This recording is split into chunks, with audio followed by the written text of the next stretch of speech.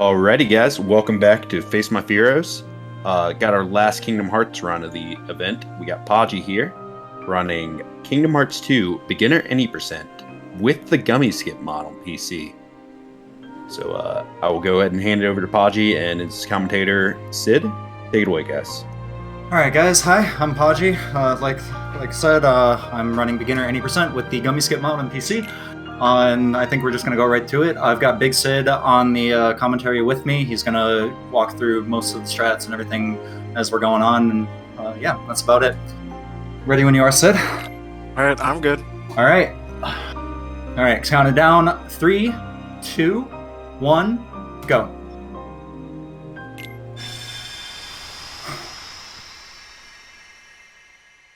Alright, so here we're at this side of the run.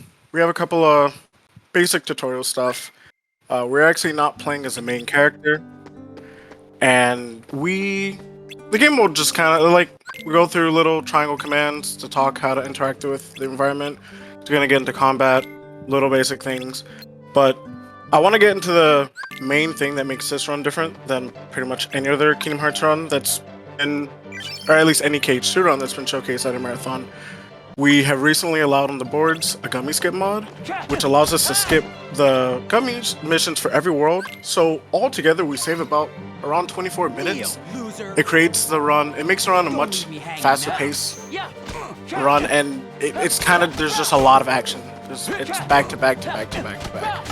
And that being said, it's harder. It kind of gives you no mental breaks, so it's a little harder mentally, but I think overall, every runner who's ran Gummi's skip, they thoroughly enjoy it. I do thoroughly enjoy it. Yeah, like you said, it could be mentally tasking just because you're constantly going and you get no bathroom breaks or anything like that. But overall, it actually has helped me stay in focus most of the time. Yeah, and so because of this, everything's going by much faster. And to pretty much state what you're saying, Podgy, he's actually doing specific combos. So he can actually set up different... He's trying to set up the RNG so he knows what's going to happen. We only carry this on for about the first 3 minutes of the run, so that's why I'm not going to get too deep into it. However, it's just something a little nice to notice. Some of these dusk that we're hitting in the beginning, you have to hit them 10 times, and if you don't know what pattern they're going to give you, you can lose a lot of time just not knowing how to react to what to do. So we just kind of, we don't want to have to deal with the guessing game, so we just kind of make sure we know what's going to happen. So... Yep, and I do the manipulation a certain way so that it's the same every time, and then once we're done with the first 4 fights, there's too much going on the screen for us to manipulate until later, and it's usually, by then it doesn't matter because we just have to go with what the game gives us. Okay. But yeah, so right now we had to go deliver mail to some birds and to some people just because, we want to go to the beach. Our friends want to go to the beach and we need money, so we got to earn the money, so we deliver mail. And now we delivered that money to everybody because it got stolen by some random person, and that sucks. So yeah, next day. And actually, this next fight is another 10-hit fight, where I have to... where it's actually been manipulated by the previous site that we just did. So this will always happen the exact same way. And then that's our 10 hits, and we're good. Alright, so this next part, we have these 3 weapons that we can choose.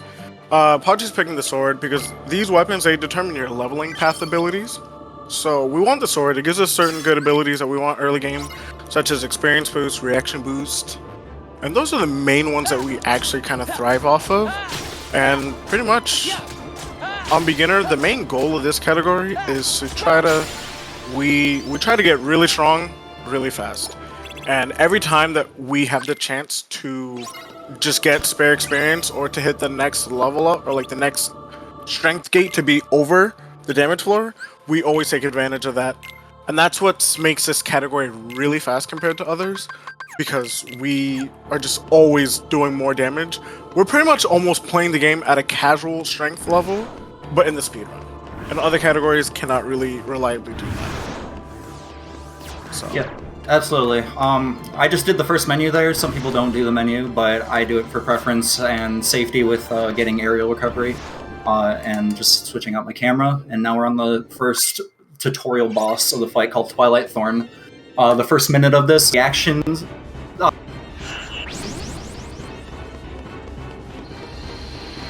commands, it's those triangle presses that we were doing at the beginning, but now it's like the boss is going to do something, I press triangle to counter them, and it's going to show up like right now. The boss is going to try and hit me, and I'm going to say, no you. And it's going to happen 2 more times. The next one's going to be right here first. Okay. So, even though this is the first boss of the run, it's actually kind of... boss is very... weird.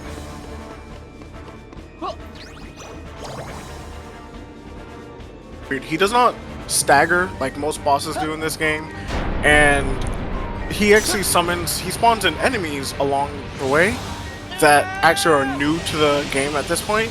And so what you're going to be seeing Podgy do is, while he knocks his boss down, he's going to try to get some combos on the boss, and then when the boss comes back to him, he's going to get more combos, and then he's going to, when the enemies spawn, he's actually going to be trying to time his finisher swing, which is an AoE splash attack pretty much, and he's going to knock away the enemies at the same time. By doing that, we effectively make the enemies attack kind of simultaneously, so we know when they're going to attack us, and that we can actually avoid them both at the same time.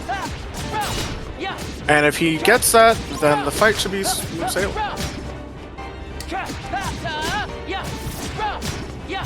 One more combo, and fight's done. That was a very clean fight. That was very clean. I like it.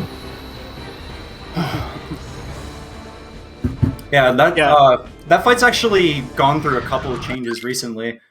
Like, or maybe it's just because people that used to run the game are rerunning it because of Gummi Skip, that new things have been kind of re-added with like getting those little extra hits when we can to make the fight a little bit faster. Yeah. So if you've actually played this part of the run, this game, I should say, this part's actually very difficult on beginner. It's funny enough, even though this is the easiest category of the run, the start of the run starts off harder than the harder difficulties. Oh, okay, we're fine. And this fight, realistically, what Podgy's gonna be doing is trying to keep Hainer in the corner. And we have this little loop that we can do. Yeah, this fight, once he gets out of the corner, it just gets wild. So the main goal of these sequence fights is to try to pick up the 200 orbs as quickly as we can. Yeah, and if not, you can always win just by getting the time. Whoever has the most orbs at the end wins, assuming that you do not actually lose all of your health. And that's pretty much it. So at this point right now, technically what happened right there is Podgy actually knocked out Hainer. He brought his health down to 0. And whenever you do that, his health, like, he just stops moving.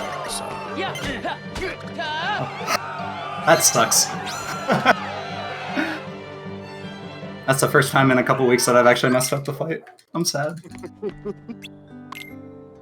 You got the nerves out already. Yeah, the nerves are out. Now it doesn't matter.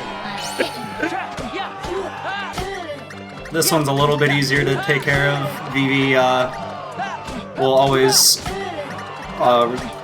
like after this one hit, he'll retaliate. I move out of the way. I do 2 more combos, and he'll get knocked out, kind of like how Hainer did. Usually we don't knock out Hainer, but you know, now we just have to pick up orbs and the fight's over.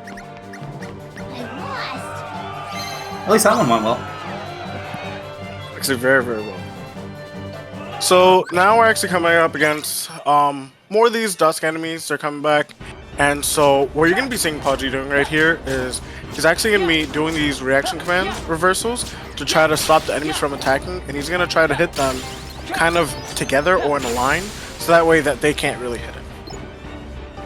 And then this next fight we have coming up is actually our first like humanoid boss fight.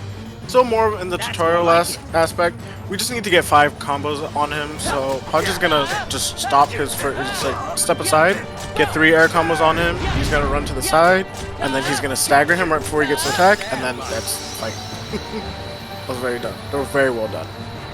I do that extra hit, you don't need it, it's for just timing purposes. Yeah. And this fight is kind of unique. I know a lot of Kingdom Hearts runs, or at least Kingdom Hearts 2 runs, have been shown at this point. But if you don't know, there's two ways that you can either win or lose this fight. We opt to lose on this fight, so he gives us this medal, which gives us +1 strength, which is going to be very important, pretty much throughout the entire run. Actually, we use the strength that's going to help us get over the damage floor pretty early in the run, along with us grinding enemies for experience, and that's gonna just kind of help us be really strong, really quickly. That was a very good method. I can't believe I had a good set, sir. That was very, very good. I told you the nerves are out now. It doesn't matter. Now I can do every fight. Every fight's gonna be perfect. This part is kind of we have a little like just downtime moment. We have a couple little. Yeah, now tiny sequences coming up. For the lore aspect of what we're about to do, now that we're not trying to go to the beach, we've just remembered we have a book report to do for school.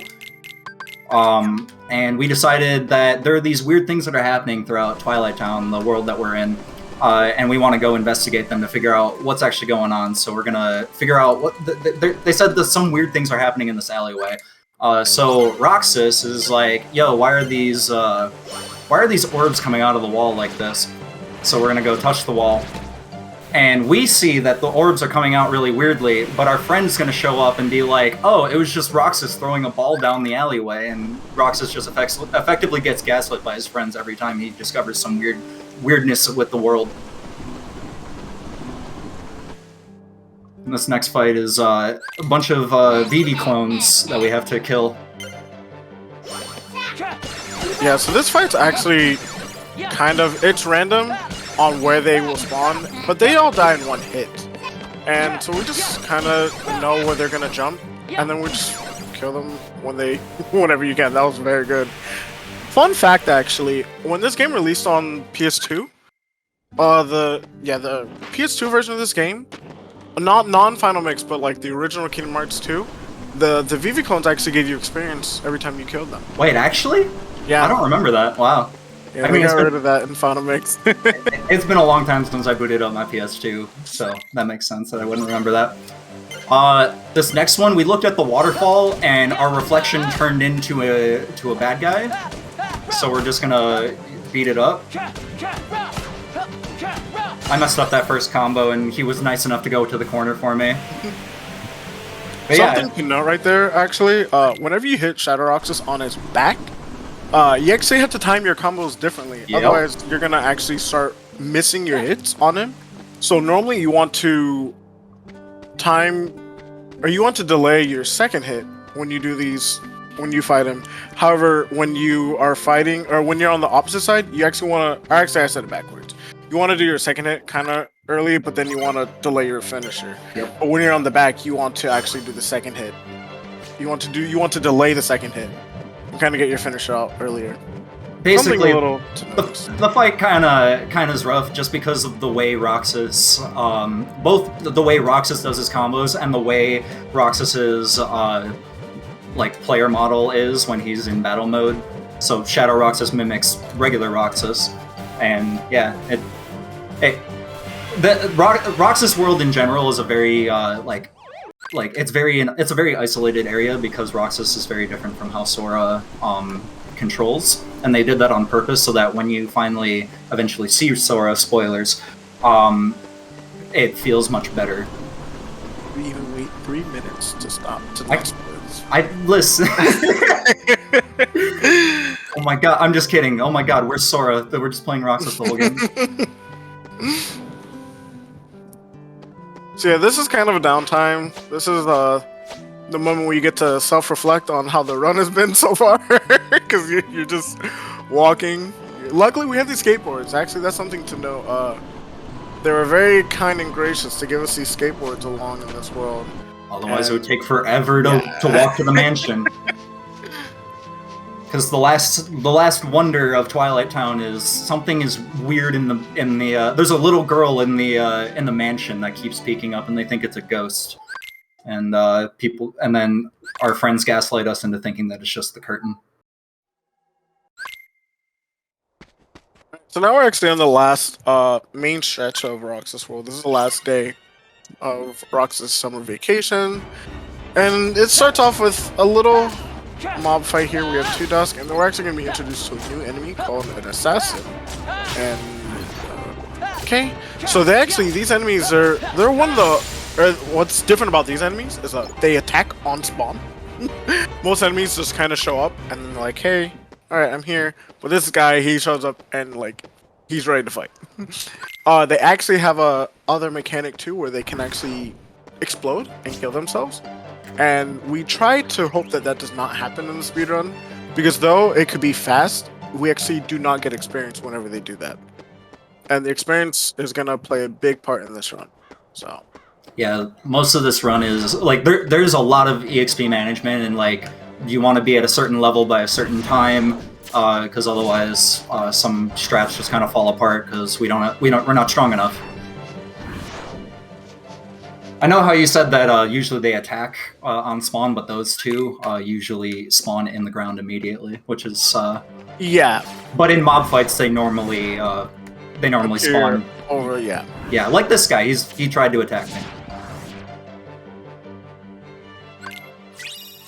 but they will always spawn attacking in our fights, in our force mob fights. So yeah, we were told to go to the mansion again. And we were told that it's time, basically, to wake up Sora. So we just opened up this secret basement, and now we are actually, that cutscene put us into the real Twilight Town because we actually were in a simulation. Ooh. And now we have another mob fight. So this mob fight's actually kind of unique. This is the first instance actually in the run where you have the game kind of gives you overlapping enemies. So when you actually kill 3 out of the 4 Dusk, these 2 assassins spawn in. So we try to damage down all the Dusk, so that way when the assassins come in, we only have to deal with them. I messed up. Yeah, that's okay. That's the explosion attack that I was explaining earlier. Yep. So even though he exploded, it's not the end of the world. Yeah, that one's fine. Come here, I'll make it all stop.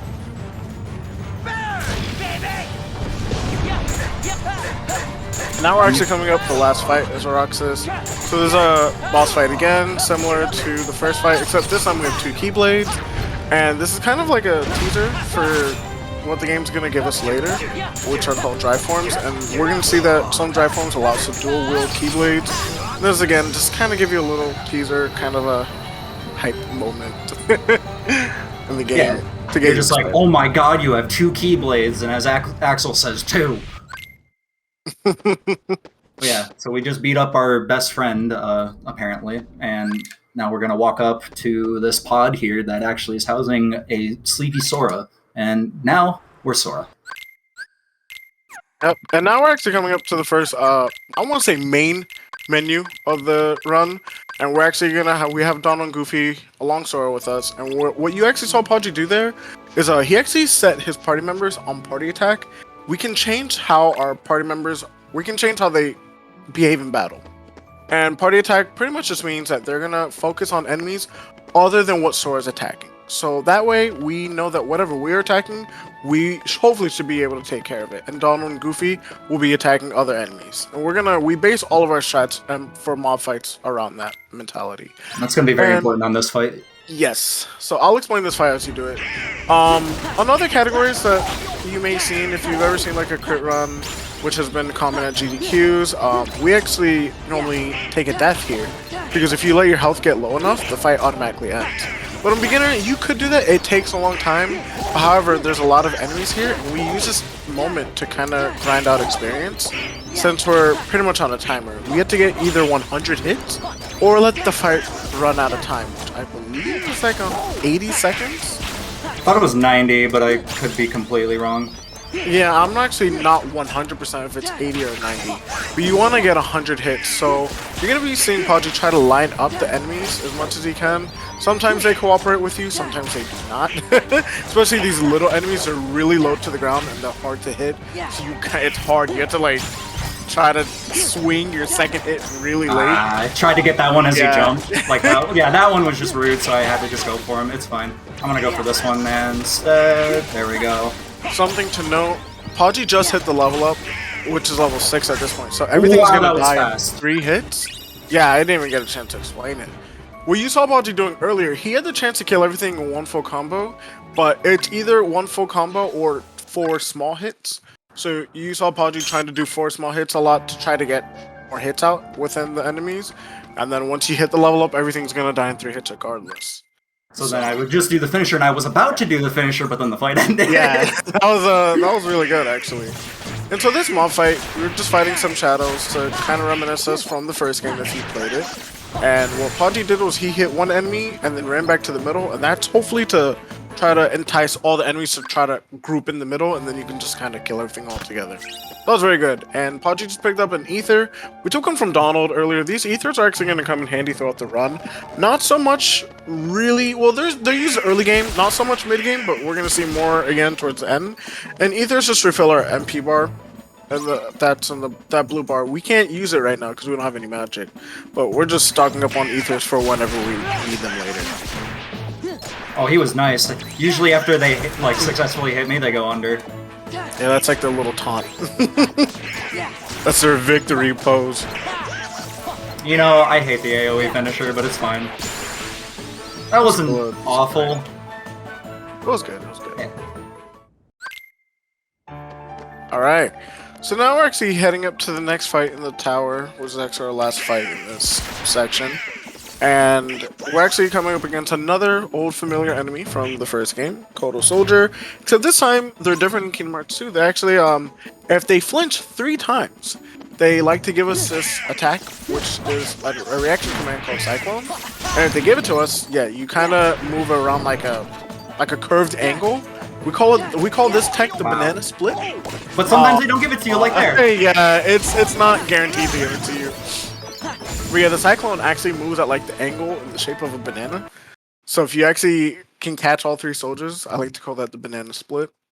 So Yeah, I was trying to line up so that I could kill all 3 soldiers and Donald and Goofy kill the 4th, but sometimes they just don't give you it, so I didn't get to showcase that. Oh well. something I would like to say actually about this run is it's very reactionary, especially a lot in early game. We don't have a lot of tools that we can just, 1-2 the fight's done.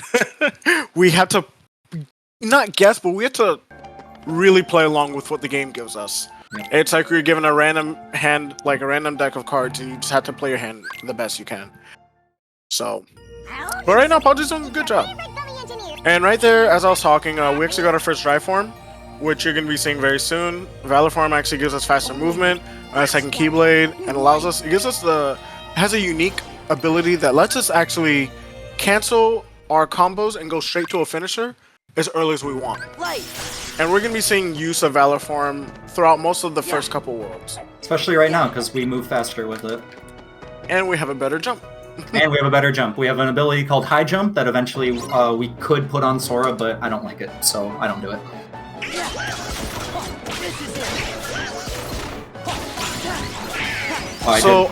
Something also to mention, the first time we fought these Dusk as Sora, he had his other clothes, and he was kind of just waking up, and he didn't, he's on the swing of fighting. But now whenever we see these enemies, we can actually use the reaction command just like how Roxas was able to. So, we didn't really see it there, but you have the option to. We'll see it in this next fight coming up. Yeah. With another enemy that's going to be introduced. So we actually just got our first magic of the run. Blizzard, yes. Pretty much to let you know, these spells work completely different from how they did in KH1. I know you guys saw a Kingdom Hearts 1 race yesterday. Every spell works pretty much differently. Yep. Blizzard in this game actually shoots, it's a single projectile instead of like a little AoE attack. But what makes it cool is that it doesn't just hit one enemy, it pierces through whatever it hits. So that actually gives us the utility to try to line up enemies and just blizzard through a whole wave, like a whole mob of enemies. So, Leon, please. yeah, this is Bailey. This is our first instance of a forced party member with us. And typically the Force Party members don't help us anywhere in the run. We want him to help us, but he doesn't want to. He's probably actually gonna make this worse, I think. Never mind, we're good. Yeah, this won't hit everything. Yeah, it actually didn't really have much, but that's okay. So these enemies, they actually have a unique thing. They have blades, and if you actually guard their attack, if you guard their attack, they actually give you this like quick time sequence where. Oh my lord! Wow, security systems making it all so awful. There we go. So this RC, it's not like your typical RC where you just press triangle. This time it hit.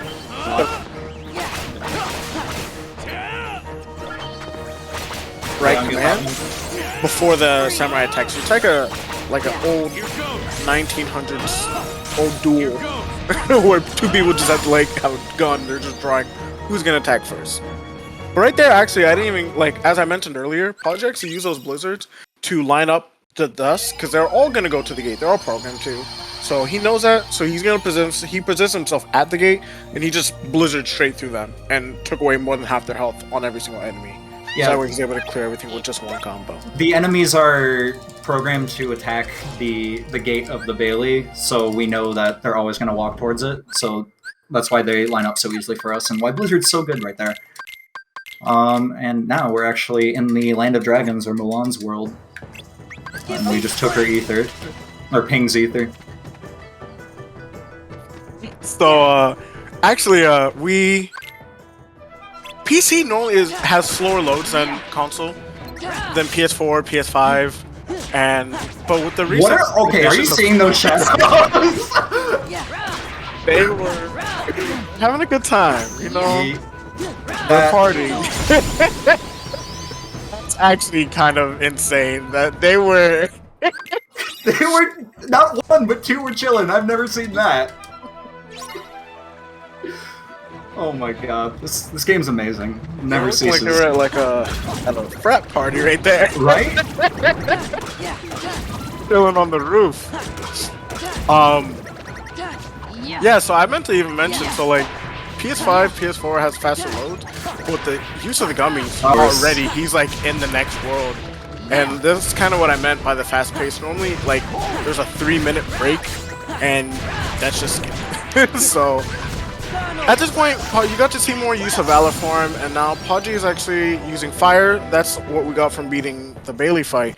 And this is actually an AoE spell, not like in KH1 again, how you saw it was like a rapid fire type of spell. But this spell, it hits AoE around Sora, so it's very useful on these shadows because they like to group around you. It uses everything all together. And these enemies from this world, Nightwalkers, wow, they're bullies. I was about to mention that. You give them the chance, they're going to bully you. Yeah. And so we typically try to hit them before that they can actually do anything, because once they do, they don't stop. And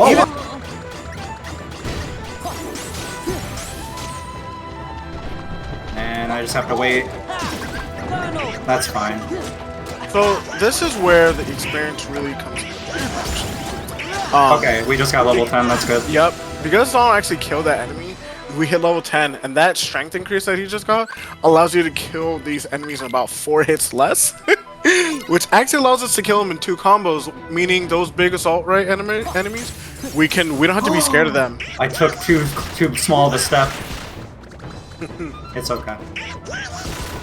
Normally, if you take a full step forward, you can get 2 blizzards out and just kill that shadow and makes this part really fast, but I got a little excited. Thank you, Donald.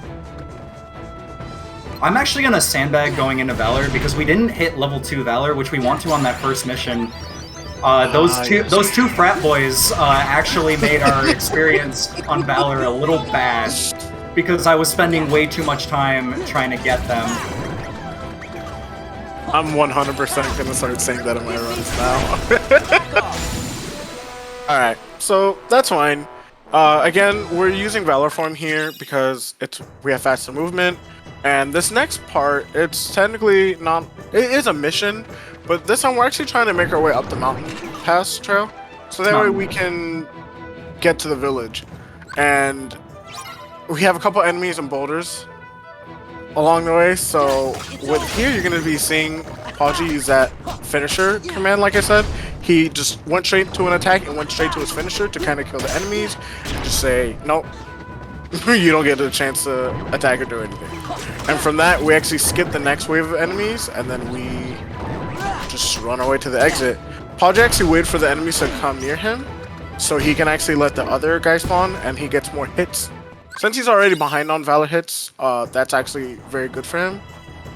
That's what I was going for, because if I wait, I can usually get some of them to despawn, which will spawn that Assault Rider, which is the Centaur-looking dude. This game, not too many enemies can be on the screen at the same time in certain sections. That's one of those moments. So when one enemy disappears, another one has a chance to come up on screen. Alright, so we first take care of the big guy, and now we're gonna gather the shadows around the campfire, sing our campfire song. Wait for the next wave to spawn a little bit, get them all nicely packaged. I'm rubbing off on you. You are. I'm a little upset with myself. Oh, okay. I didn't actually expect that to happen. He's gonna tough and tough. Yeah, I was hoping I had... He's one hit. I knew he was one hit. Yeah. This guy will just die in two combos. We're good to go. Alright, so... yeah, there's a lot to explain, so... I'm gonna start explain the next part right now. Yeah. We're actually coming up against a timed section. We cannot speed it up. So what we're going to be doing at this point is Podgy just put on this ability called Experience Boost, which is also, we got this early enough from picking the sword in the beginning, and this is gonna allow us to get ×2 EXP whenever we are below half health.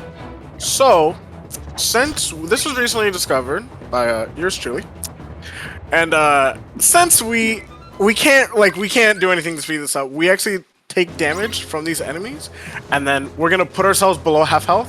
We're just gonna experience boost in this entire section. And if it goes first well, person to spawn in those yes. boys. So just like that, he looked at the enemies. They got upset. They don't like to be stared at. Staring is rude. And from here, Podgy's just gonna start killing enemies while his health is below half. Normally these enemies give you 3 experience apiece, but he's getting 6 apiece. And when the timer's at or below 30 seconds, these bolt towers, wow, that was really big. Oh wow, I got too much health there, my bad. Yeah, these bolt towers are gonna spawn in, and these are the main meat and potatoes of the grind. Unfortunately, I'm not experience boosting any of this, but I'm gonna do my best to try and take a little bit more damage while also being fast. There we go. It's actually very good. That was amazing! Wow. Yeah. Wow. That's what we want to see. That was amazing. So Podgy actually, what he was saying is he got too many HP orbs, which actually put him out of EXP boost range. And luckily that spinny RC, the speed trap that we like to use, it actually does a lot of damage to the big enemies, and they give about 48 experience apiece, which is massive at this point in time of the game. And so with him damage being down and then getting that RC right in the middle of everything, that was just chef's kiss. I got very lucky with the speed traps as well, because those bee-looking heartless are called rapid thrusters. As they spawn in, if they're giving you the reaction command of speed trap, they'll spawn in giving you that reaction command again. So I actually got 2 speed traps for the price of 1, which was very nice, and that's what gave me that level up immediately. It was a couple hundred XP in the span of like 5 seconds. Also, something to note too, that as Podgy was on his way here, he made his way in Valor form, but you may have seen him run to the side, and that was actually because if you run to the side, when your command is yellow, or if you're in battle, I should just say, your Valor, your drive gauge depletes faster.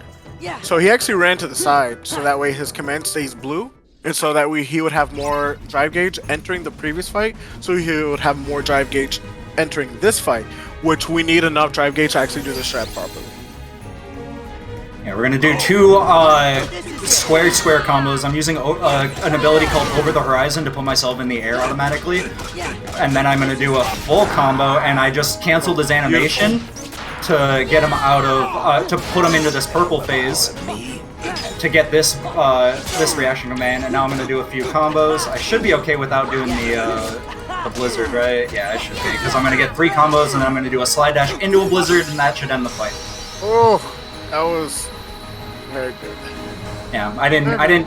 Normally, when he's powering up is in purple, like as that purple, you want to like hit him with some blizzards from far away just to get a little extra chip damage. But because Hayabusa or the bird hit me, I didn't want to risk it because usually there's end lag with blizzard, and then I wouldn't be able to guard his attack to get that RC. All right, and now we have a little break on our way here to arguably the worst world in the beginning of the game. It is a very difficult world where things can go wrong outside of your control, and it's all about your ability to manage everything.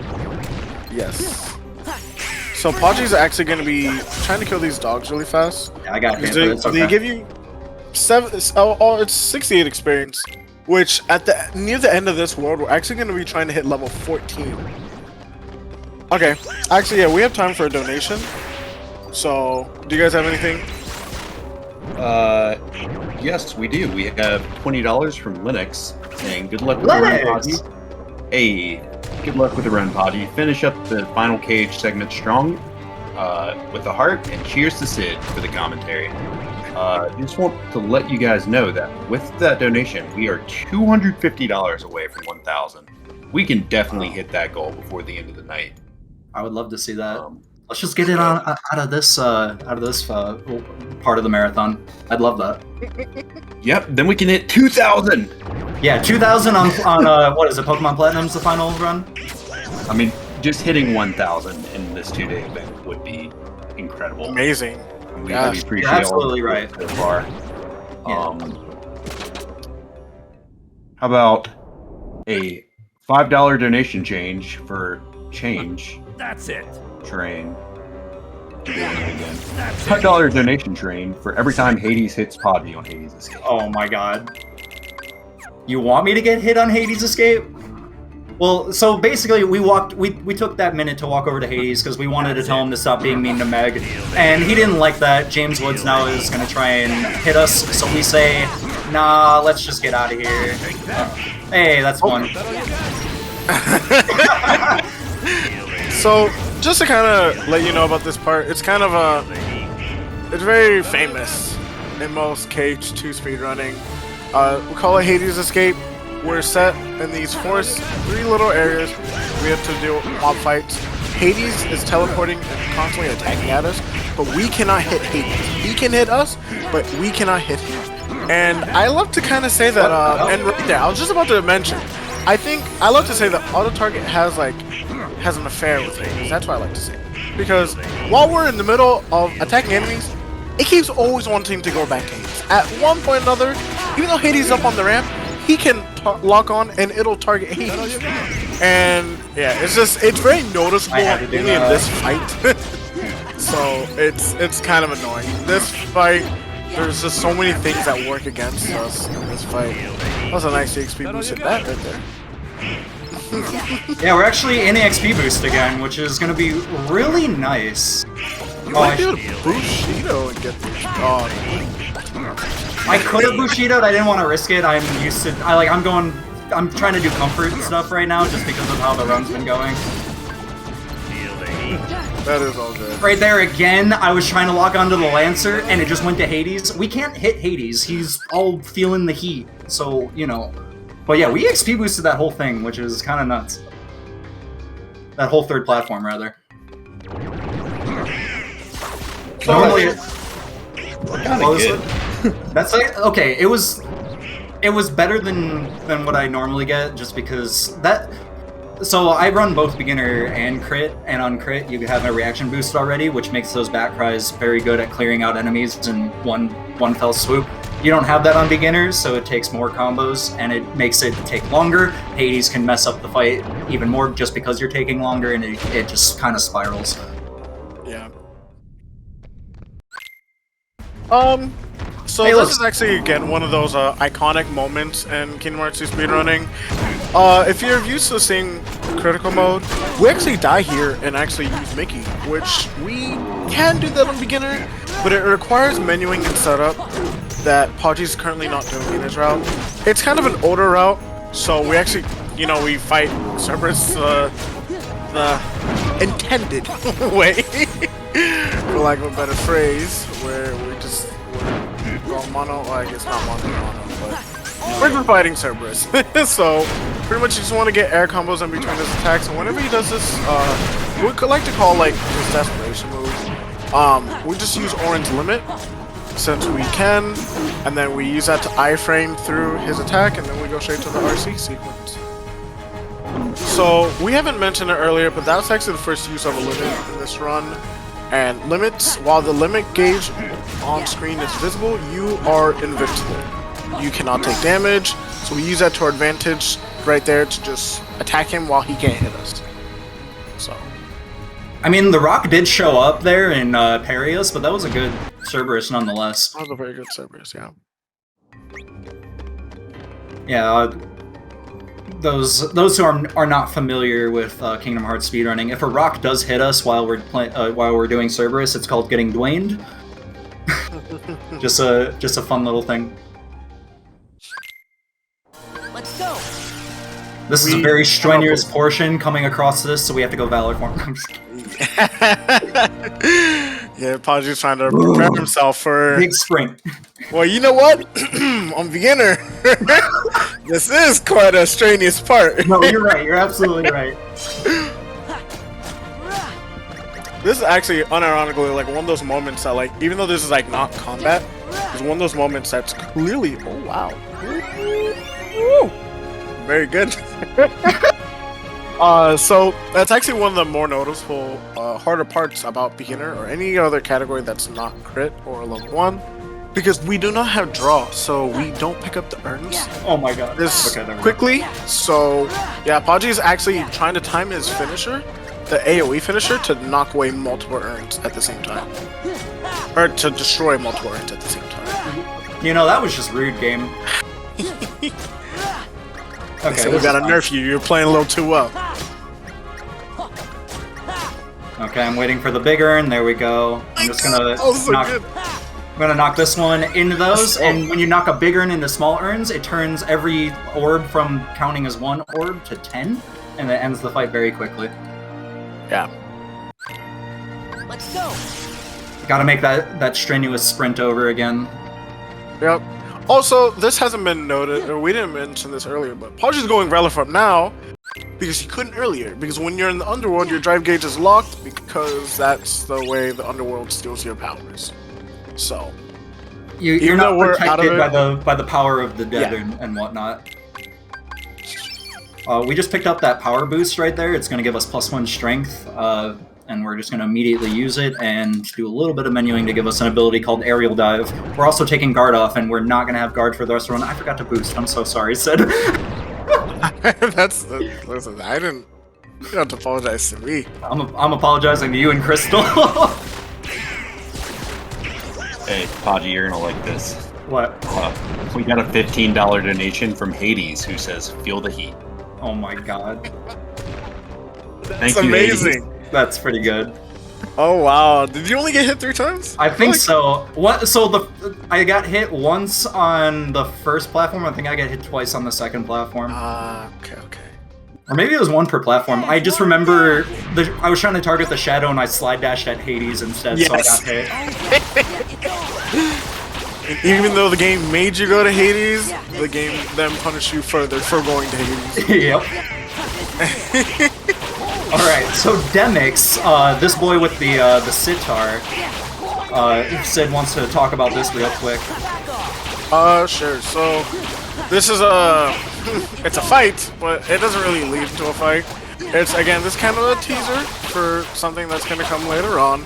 But this is again, in my opinion, I think this is the game just wanting to give you that satisfaction of pressing the beautiful triangle button when it was first Triangle to released. win. And yeah, that's my only explanation. It's very random on how fast you can go. Sometimes Sora decides to get attached to some corner in the fight, And if he does that, you don't really kill too many clones per throw. So now that even though we're in the underworld, we now can use our drive again because we just. So the reason why we couldn't have is because we weren't being protected by the powers of the underworld. But now we have the Olympus Stone. Demix, that dude with the sitar stole it. So now that we have it, we can use Valley Form. I'm gonna do that on this next fight. Oh, I forgot to take what's it called, Donald off of party attack. It's okay. Oh, he's being mean. Yeah, I know we're good. So again, this is actually a kind of a group effort shot. Why did Goofy have? Why did Goofy have a potion? I don't know if you took it earlier. I feel like you did, but you're fine. You're experienced. Yeah, we're back. We're back in it. Well, you gotta kill these soldiers. I will. Can I please? Okay. We're in a. Actually, this is bad. I don't think we have enough. Oh no. Okay, I might sandbag this a bit. I'll try and get. Because you're. Yeah, as long as I don't die. We were gonna be fine, and then. Oh, that's a problem. You're fine. You're fine. Yeah. It's okay. Just go on. Okay. Just do level 13. Yeah. So in this case, we actually try to hit level 14, which is another strength increase. Oh. And in that strength increase, it actually speeds up this fight and the next fight very, very much. Podgy was unfortunately 7 experience off, so pretty much almost as close as you can get to not getting it. Typical in marathon fashion. Yeah, I can't believe I missed Goofy, one of Goofy's potions. Like, that upsets me, but you know, what are you gonna do? I'm also gonna be. I'm not gonna have enough drive to do this, but it's okay. It's fine. He'll be nice. Oh, of course that whip. He's gonna be nice. No, he's not. Yeah, but he's gonna do that. Of course he is. I should know to never think this game is gonna be nice. Nah, it's a marathon, dude. Okay. Every run must be a marathon. I'm just gonna do this then because we're not level 14. Yeah. So, on beginner, we actually, if you're level 14, you can actually skip this RC sequence and please all of the KH fans out there because they get to hear Phil shouting to get up on the Hydra's back. But since he's level 13, we're not gonna have that luxury. However, this is definitely the safer of the strats. Yeah. So, there's a chance that if you don't knock out the heads, they can go underground and spawn a new head. But if they're knocked out, there's no chance of that. Yep. And now Podgy's level, he actually got Trinity limit from defeating Pete earlier. This is now Sora's limit. This limit, this is kind of unfortunate. Yeah. I'm gonna have to eat through it. It's okay. It happened in practice, so it's gonna happen now. Yeah, Hydra actually over here has 3 different head patterns he can give you. And he actually got it's technically the fastest head pattern. But it's, you know, when you're weak, it gives you not too much time to actually handle the fight. Do I have to do Pegasus run? Yeah, I'm doing it. It's okay. Okay, we're going casual, boys. I had a feeling that was gonna happen because of my positioning, but I didn't really have anything to deal with that. Like, I was trying to move, but it didn't work out. Okay. Just don't die, because you can still die. Oh yeah, good point, I can. I'm trying to hit the head, but it's not letting. Just don't even. Just wait. Because... Okay, that's fine. That is we were so well leveled too, but because I forgot about putting Donald on Sora attack for EXP boost, and missing a potion, that's just how quickly that strat can fall apart. So that's actually kind of the best example to show you that one of the key things about running beginner versus even like crit or some of the higher difficulties is that yes, you may not die at times, but sometimes dying is like if you mess up a strat on beginner, you get punished quite a bit. Some punish, like a punish, like messing up a strat in that manner, it can be dangerous because we have no potions. If Donald were to have died, we couldn't have gone use Trinity. You're very kind of limited on your resources, and that's even just in general. We don't have enough AP compared to crit that starts off with 50 AP. We kind of just we bare bones this run, and if something happens, you're really kind of there we go. out of luck. Well, so while Sid was explaining that, in that fight, I try to kill 4 enemies as quickly as possible, and then try to get into the Trinity finisher as fast as possible because the finisher is strong enough to just kill all the rest of the enemies. But if I don't kill enough, then Trinity will not kill enough of the enemies. It's kind of like a balance in that regard. We use Trinity a lot in this run, or well, in 2FM in general. We're about to use it again to end this fight. This is another one of those fights where you either die or just end the fight with a certain amount of hits. So we're just going to go into Ultima, pop up these shadows in the air, and we're done.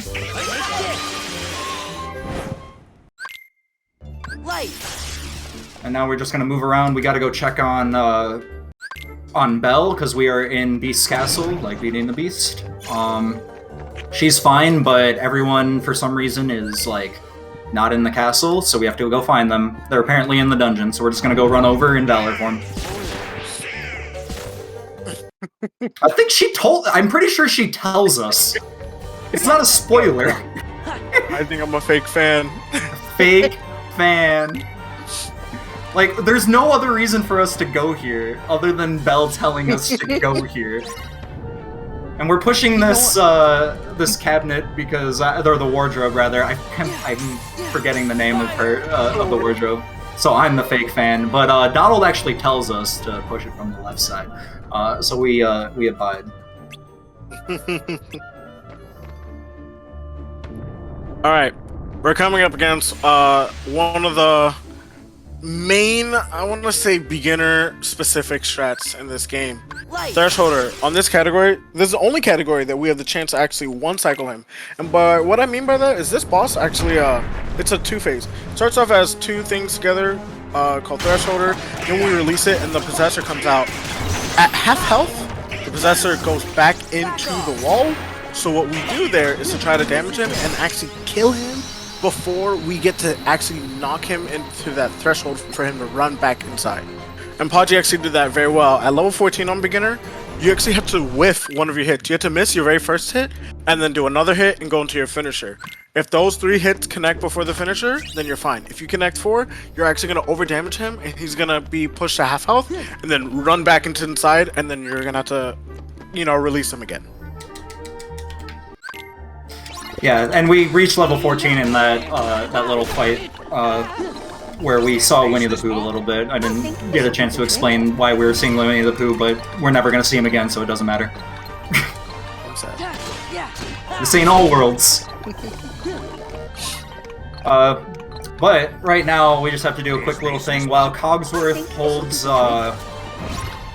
holds lever, we're going with Mrs. Potts and Lumiere to defeat the power of darkness with our Keyblade.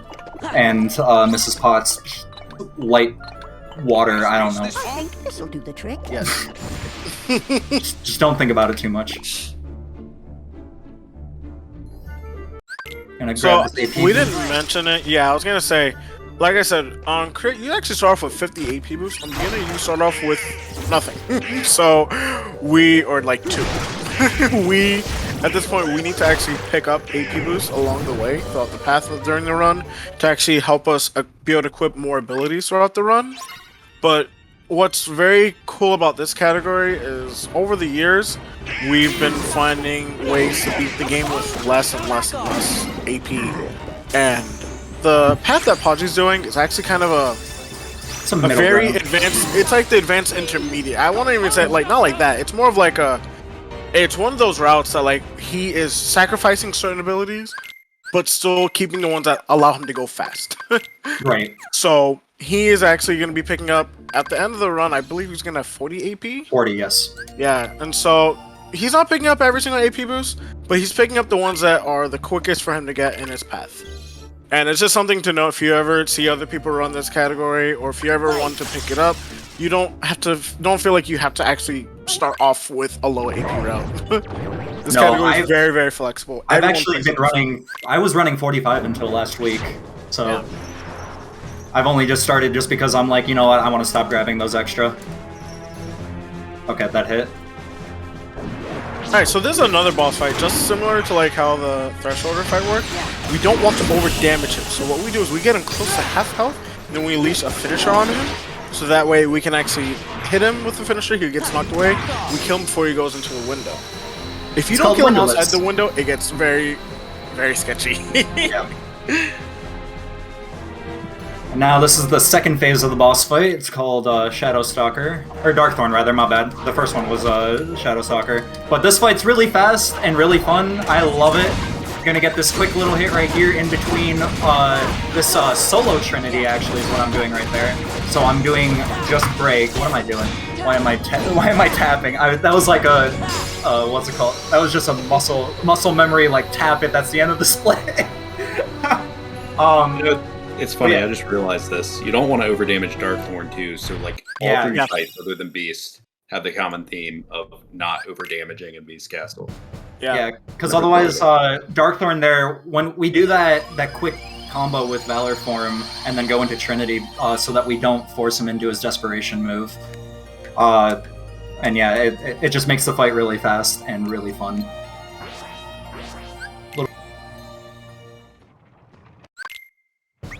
Let's go.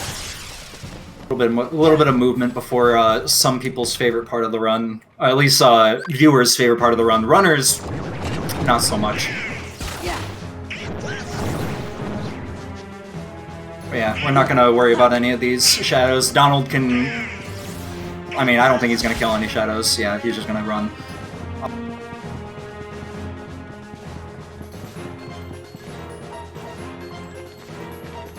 Minnie needs some help getting escorted, so we're gonna do something hopefully called pushing that mouse.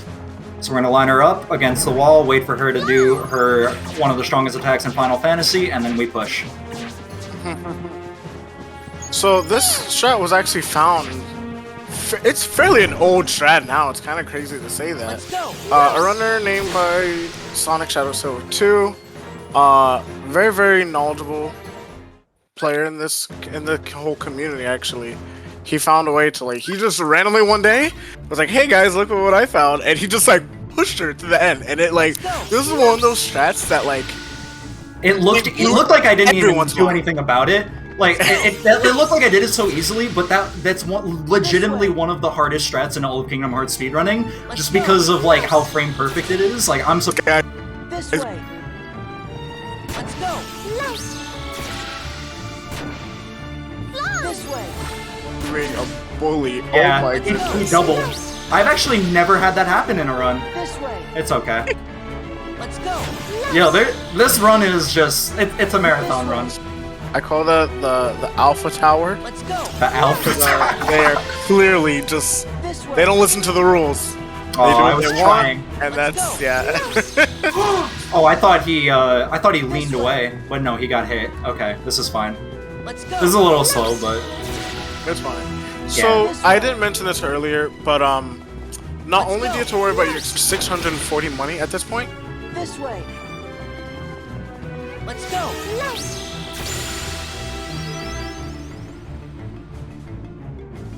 Because at the start of the next world, we're actually going to go to the shop and buy these two accessories that are going to give us a slight strength increase and more AP, which are going to allow us to have more strength. That's really what we want it for. It allows us to pick up less AP boosts. It was so close to being 713, man. Very close. 731, what is this nonsense? It's just another way for the game to just go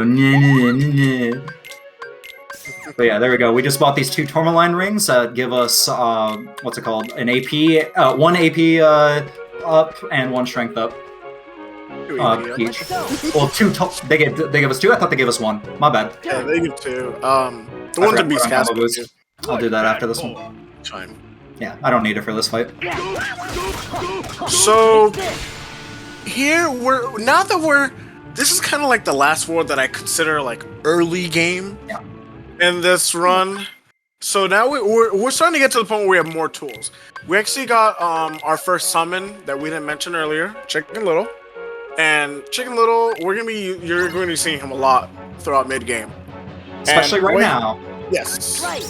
Chicken Little's main property is he has this whistle mechanic where he actually drags on all the enemies to us. So unlike how we had to deal with early game mob fights before this point, how we had to just kind of chase everything down, use fires to hit everything, we're actually allowing Chicken Little to whistle everything to us, and then we are using our magic to just hit everything while everything's all grouped together. And that was a very clean fight. Yeah, we put on combo boost right there. Like, I made that mental note to do it so that we could kill those airplanes in one combo, like 2 fires and a combo finisher. Because otherwise we would have had to do extra hits.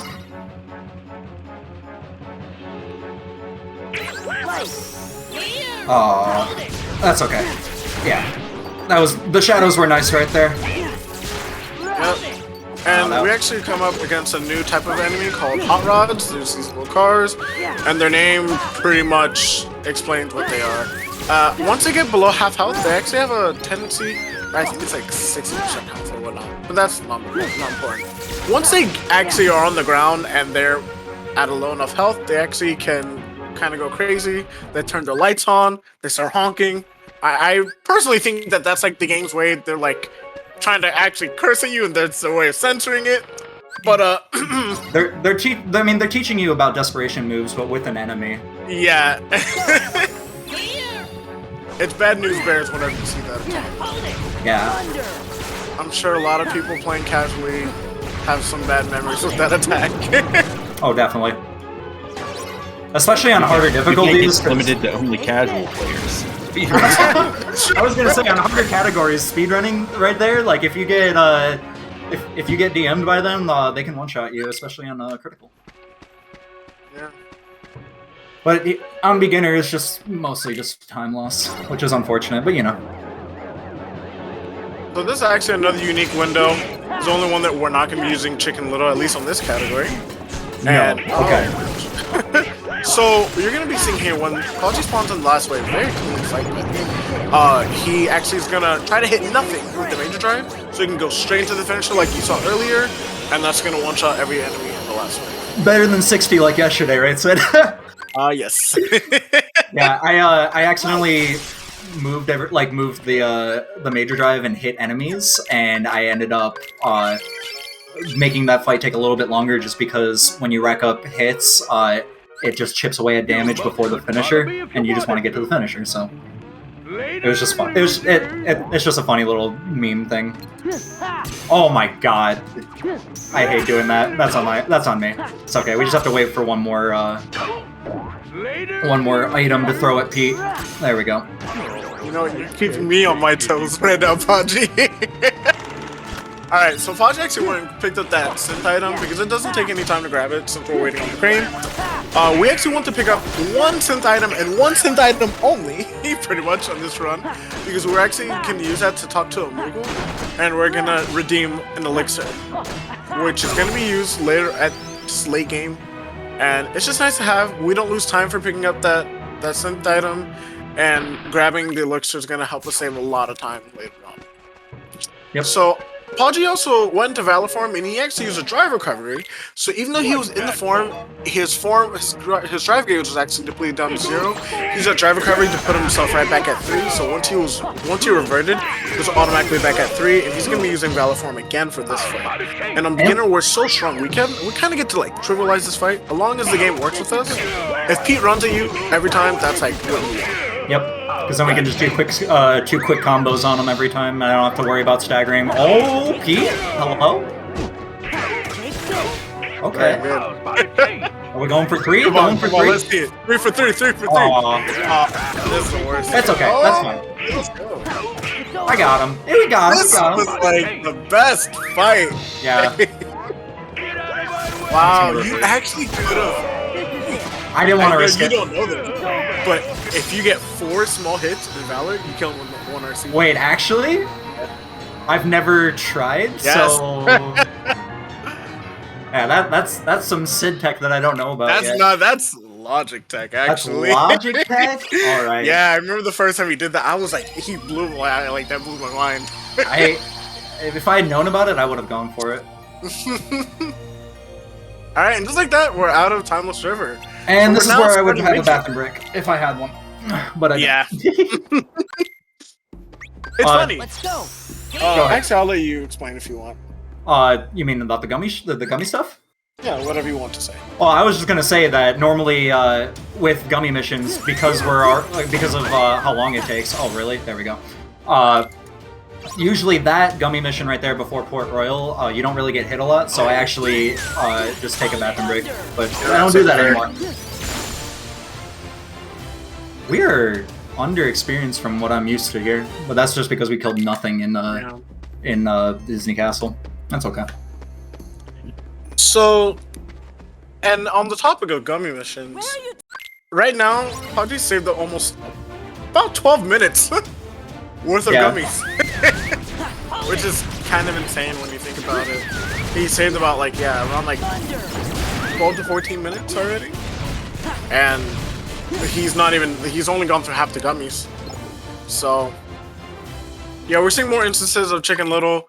These enemies, the pirates, they're weak to magic in this world. They're just general, let's say. Yeah, And so we're going to be utilizing that to our advantage. This Pirates of the Caribbean is based off of Curse of the Black Pearl. Hold on, let me do this menu real quick. I'm notorious for not being able to talk while doing a menu. So the Aztec gold is causing the curse, and for some reason that curse allows us to do extra damage via magic. And just a couple of quick fights before this fight called the Minute Fight that Sid can explain. Yeah, so pretty much just like how we saw in Land of Dragons and that first part Pete in Olympus Coliseum, we're at another timed fight, so we're going to use this to just grind experience. This time we have Chicken Little to help us. These pirates are they gave us a lot of experience for early on. They gave us 100 apiece, and so when we get to group them up with Chicken Little, we kind of get to around 2 to 4 kills every time. Unless they keep staying in the shadows, you can't hurt them in the shadows. Kind of like the movie lore. But now that they're out of the shadows, I can just shotgun them all with lizards, and it's just a very good time. Yeah. Alright. We're level 2 on Chicken Little, that's good too. I thought he was more damaged, whatever. You know, the shadows mechanic is actually a callback to the movie, how Jack Sparrow would lure them into the shadows with his chicken and then kill them by shooting ice at them. Do you recall? Oh yeah, that was my that- favorite part of the movie. I loved it. Yeah, Kingdom Hearts is very they're very true to the lore of the worlds that you go to. I mean, you That's see what the that idea very of the much in movie Kingdom came Hearts 3. Yeah, exactly. Oh, can I? Nah. You got one. You got one. I did? Oh my god. That's awesome. I thought I didn't. Good. Alright. So Podgy is actually coming up to one of the worst fights in the game. Arguably, this is definitely a top thought I 10 jumped. worst fight. So this next fight, we actually are. It's really meant to we're supposed to kill all the pirates while defending the medallion. This fight is probably one of the worst fights casually, and it's one of the worst fights speedrunning wise. We want to try to kill these enemies grouped up, hopefully use Chicken to help us, but everything in this fight works against us. The cannon shots, Barbosa's actually shooting at us from the other ship, the Black Pearl, and that's where you see these circles on the ground. So the cannon shots, whenever it hits a pirate, it knocks them into the shade. That's a Chicken problem. Little likes to just sometimes baseball them into the shade. You can't hit them in the shade. They like to run in the shade. They like to just stall in the shade. They get hit, they'll burn themselves, and then they'll run around and then cool off in the shade. Everything Yeah. that they do is to go in the shade. And we want to try to kill everything in groups, but sometimes you're not able to, and you just have to kill them like separately one at a time. And I mismanaged my magic a little bit, so I'm trying to just wait. I'm trying to do air combos as quickly as I can while I wait for my magic to come back. So I'm gonna wait for Chicken to pull these guys in. I hope he doesn't get blown up. Okay. Nah, we're good. Alright. All things considered, that fight went... It didn't fall apart as I thought it was about to. Yeah, it was about to get very bad. Yeah. There was a tiny mistake, like as Podgy said, by not managing his MP correctly. So how ethers work in this game, if your MP bar is still blue, and you toss an ether, it refills you back to full. But there's a mechanic, whenever you empty your MP, it turns purple or pink, and that's called MP recharge. By that point, you're out of MP. It's kind of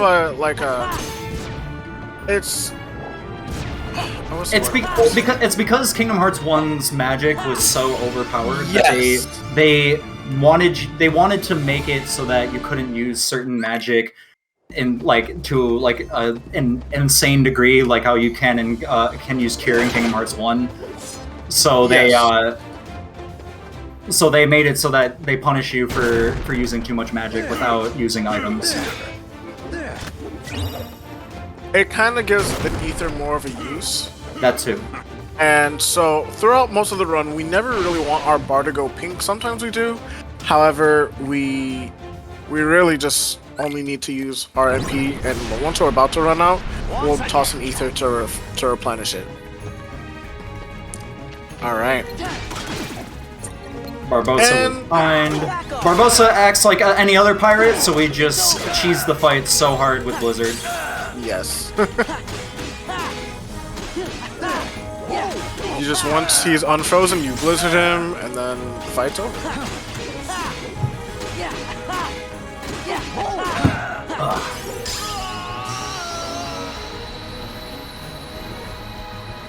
Alright, and just like that, Royal is done. We're getting into now Agrabah. This world has quite developed a lot over the course of speedrunning KH2. One of the main things actually is we use this to level up our wisdom form that we got back for completing Time of Server, but we never used. And that, when you level up a dry form, every form has their own way of leveling up. Valor form is by getting hits. Wisdom form is by killing Heartless. So we actually use a lot of this portion of the game to kill Heartless and Wisdom form so that we can get its growth ability quick run. Because as you've been noticing, we either use Valor form for movement or we walk. And so now that we have access to Wisdom form, we can get its ability quick run, and that's gonna be our main and only source of movement throughout the game. And so typically we used to, like I said, we used to grind enemies, kill them, and then we'd be able to get level 3. Everything would be nice. But over the course of just optimizing the category of just the game in general, we found a way to just skip these enemies, and we altered our strats to be able to actually get it in the big mob fight later on. And that's that. Because of that, we have to alter our method on how we handle some of the fights later on, because there's a mechanic in this game called anti-points. We didn't touch on this earlier, so I'll touch on this while he's skipping all the enemies, grabbing some AP boosts. But every time you go into a form, there's a little scale that's going on. And every time you go into a form, you add a point. We call that an anti-point. When you get more than 5 points and you enter a form in battle, you have the chance of going anti-form. And anti-form is just a form that you never really want to get unintended, because you lose your Keyblade, you cannot use any of your action commands, you cannot revert, you cannot guard, you can only attack, and you take double damage. So we actually are keeping track of our anti-points to make sure, like I said, that we can still hit our requirement to get the growth ability, and to still be able to do the strats without going into a form in fight, so we don't get that far. I know I said a lot, but just know that we're strategically placing when we use our dry forms to optimize the run. While Sid was explaining all that, I did something called pushing a boo, which made that like a few frames faster, that little mini game. It was pretty nice. Alright, so now we're in falling segment. We got those first 4 kills while still in wisdom form because wisdom levels up by killing Heartless, like Sid said. So we just get a few extras so that it makes it easier when we are in the fight that's after this. Yes. So far, all the Heartless are being pretty kind to us. I actually was actually a little late on that reflect, but because the fire globe hit me, I was able to still get the reflect damage. So yeah, they're being very nice to me right now. I'm very happy. Oh, you're gonna see a little cool tech right here. So Podgy's gonna kill the first Heartless, reflect, and then carry over that reflect to shoot himself to the enemy by using Solo Trinity. And that only works because he doesn't have Donald and Goofy. He has only Donald in the party. In order to do group training, you need Donald, Sora, Donald, and Goofy. But because he has Sora, Donald, and Aladdin, the game acts as if it's just Sora, which allows him to go into the break, which will actually damage, and it teleports you to wherever you're locked on. So it's a little cool little tech. And here's the main fight where we're going to be grinding Wisdom Form to get these kills. As you can see, there are about 50 Heartless, I think it was. And so that's level 2. He's going to get another Reflect. He's going to revert now. And he's going to actually get his drive. We should be okay? That might have been too many. Still a risky version. Woo! We are good. Podgy went for the fast version. He went for the version that will ruin your run. Wow. No to you. Listen, I messed up Painter, I messed up Hydra, I messed up OC. I had to do something to get myself back into it. I'm not gonna lie, he had me speechless for a moment because I didn't know what was gonna happen. If anything, I would have gotten level 3 in that little area before this fight, but Yeah. don't worry about it. I told you. You messed up so many strats, and you ran the risk of messing up your run just to counteract it. We're good. That was actually beautiful. I'm not gonna lie, that was beautiful. He almost gave me something to want to lab out again. I forgot about doing that. Oh my god. But no, I respect it. I respect it too. your confidence in your ability. That was, yeah. He didn't hesitate either. that was like the more beautiful part. So, okay, this fight, we didn't really mention it, but this is a kind of a dual boss fight. We were bouncing back and forth between the Volcanic Lord and Blizzard Lord. And on this category, it's kind of a joke. We're so strong that we're Valorform with the 2 Keyblade strength. We literally just do a hit finisher, like we just, yeah. There's not much really to explain in that fight. Podgy did a good job. We're too busy just gushing over how he did the previous fight. So, yeah, just like that, we're done with Agrabah. I did it for myself, man. Otherwise, I was gonna grab AP boosts and just start doing older routes. Oh, there we go. I mashed too hard on Chippendale. They're talking too much about Gummi ship stuff when this is the Gummi skip category. I remember in a D-Rust run one time for beginner where I did this route and I did not get level 3 wisdom, and I think I went wisdom on this fight instead of summoning Genie. Give me strength. That's kind of smart. That is smart. I'm gonna do that now if I mess up. If I don't, well, what am I doing? You said it, and I thought about it. It's fine. We're gonna. The thing is like I was thinking I was like 1 or 2 kills away.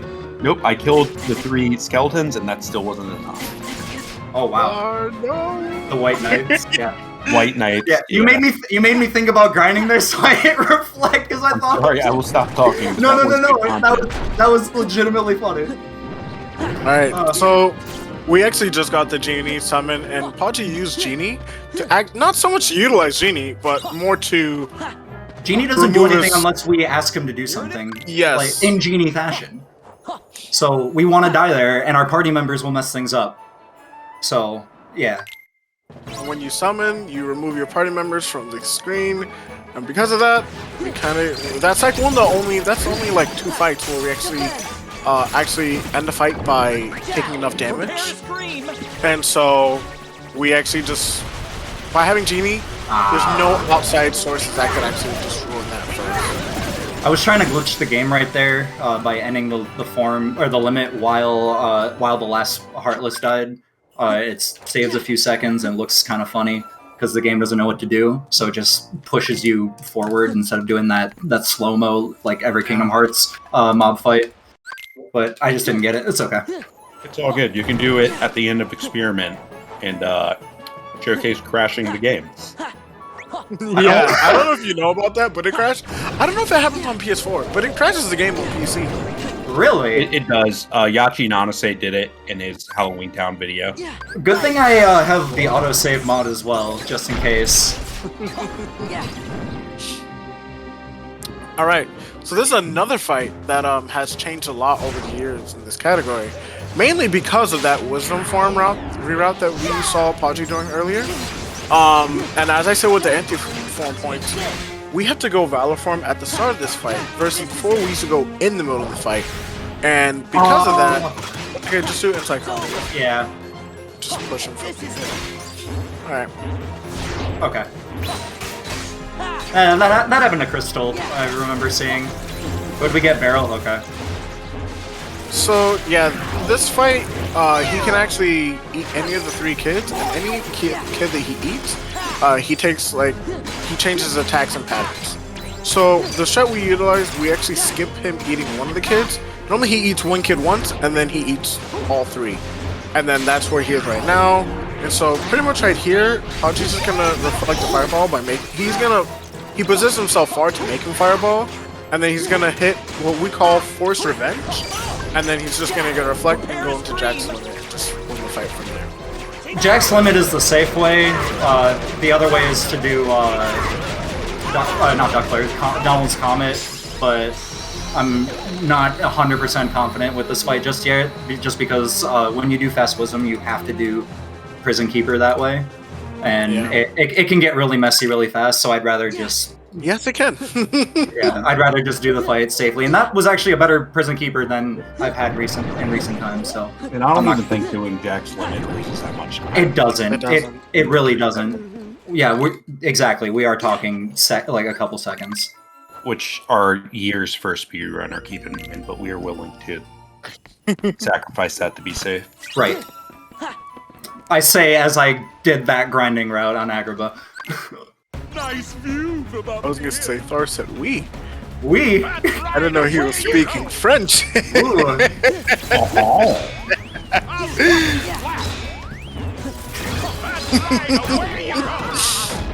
Alright, so unlike again, I keep mentioning the Kingdom Hearts 1 race that you guys saw yesterday. This fight's quite different in this game. Still very gimmicky. Yeah. We're not deflecting dice, but it's funny. I feel like in this game, the RNG's just we're at the mercy of the game more. At least in 1FM, you can stop a lot of the RNG just by getting the dice reflect. But in this game, we don't know. Oogie can throw dice. He can throw 2 dice. He can throw a punch. There's some attacks that are scripted, but it's pretty much an auto-scroller that gets progressively harder as the fight goes on. But there's also another recently new-ish strat that was found. Podgy may still be able to pull it off, actually, if he gets Jack on his Blizzard out. It's it's all over. That Blizzard is that, yeah. So, there's a couple, like I said, there's a couple scripted animations that Oogie would do, but we can actually stop him from doing some, which Podgy got one right now. If you keep an enemy alive, Oogie will not call out more, like, Oogie snacks, or whatever, I forgot what they're called. Oogie gift. I'm gonna get it. Oogie gift. Oogie snacks? What is Oogie gift? He says Oogie gift? I don't know if it's an Oogie. He says, hope you like this Oogie gift I picked out for you. Yeah. Oh, we just got I don't know why, when I said Oogie, I was thinking like Scooby. Yeah. And you thinking like... Oogie? Oh my god, that's the new word. It's no longer present skip, it is Oogie snack skip. We did manage to skip both instances of him spawning in more Heartless, though. Nah, that was actually very good, and he actually got a chance to go back to the center earlier than normal. So there's a couple little tricks you can do in this fight to speed it up. Right now, Podgy's gotten. He got like the main one. This last one right here, Boogie has a chance of single moving, but sometimes he double moves. So we actually go to the middle just in case. And yeah, he gave him a double move. It's okay. But this is actually a pretty solid fight. After this last box, Boogie is gonna come crashing down, and the fight is done. He went first person to teleport his party members into the screen to make Jack attack, which will actually make you kill OB faster. Looks like that we are done with first visits. Yay! Woo! We did it. We? But now we don't have too much time to celebrate because we are going against one of the hardest techs in the game, that is world hopping.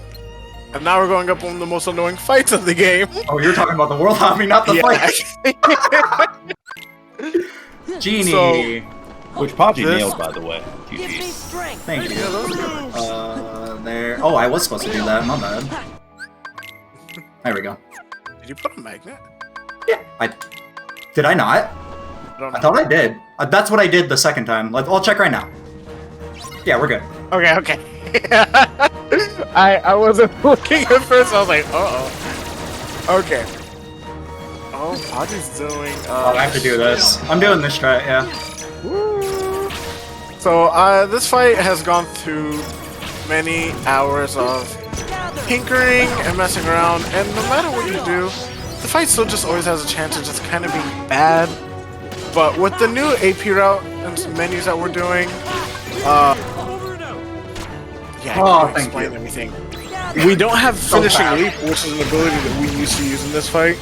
And right there at the end, there's a weird trick that a Japanese player found where you actually can use Ultima from Group Trinity. If you use Magnet and an Ultima from Trinity, at specifically around a 45-degree angle, especially on those bigger enemies, it just depletes their HP.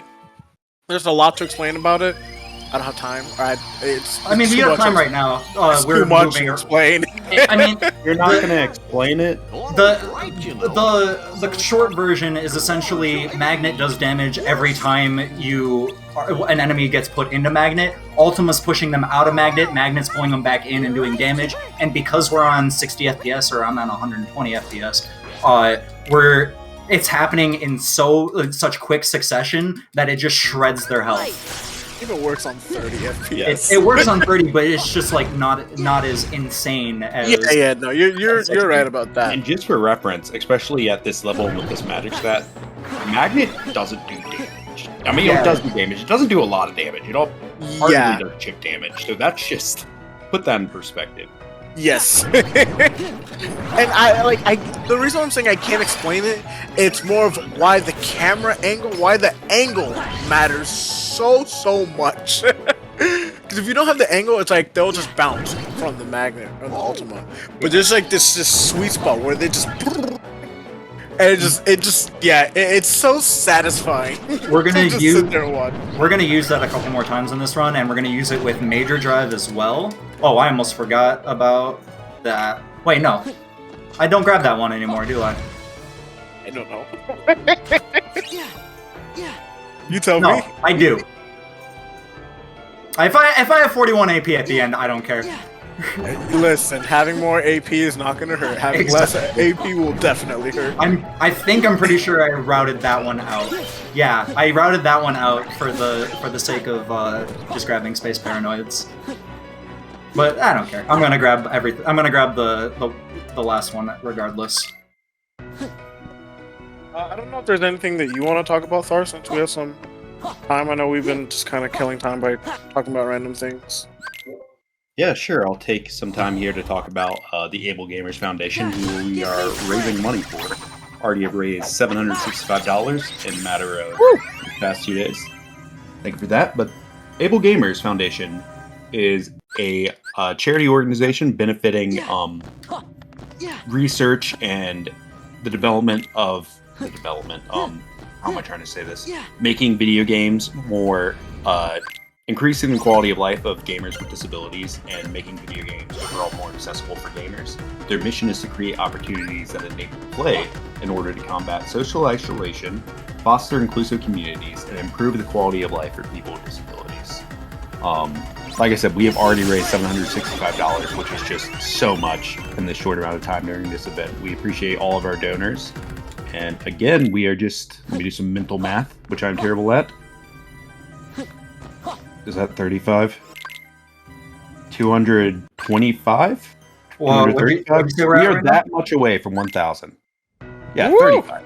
Did you say we're at $35 away from 1,000. 235. We're close to 1,000. Help us get there. Back to you guys. I mean, we're still kind of at the point where there isn't a lot going on. This is a notorious part in harder difficulties, just because it can waste you 3 minutes, and you can die. But as you can see, we're not gonna die. We take so little damage. We got a little unlucky. I got a yellow boy on either side of me, so I had to just hope for the best in terms of time. But yeah, we're just kind of going through here. There's a couple of portions where there's blue, yellow, green, and silver enemies. The blue enemies will attack like with the normal attack, like Sora's Keyblade. The yellow will charge at you, and the green will put up a shield like this one. The silver ones can do any random attack.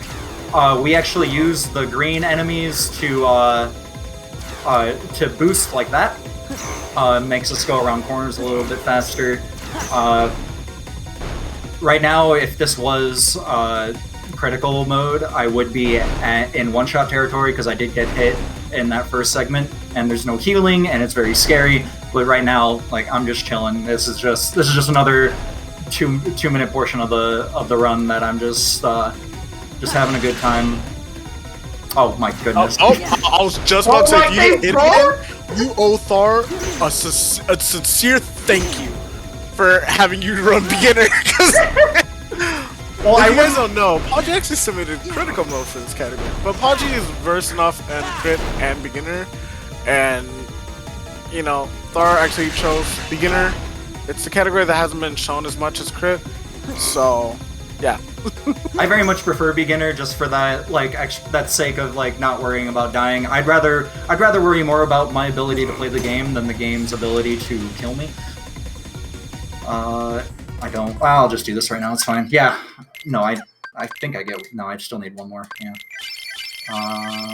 We'll just do that now then, and then we gotta go to Goofy and do that. And I forgot Tron's Ether.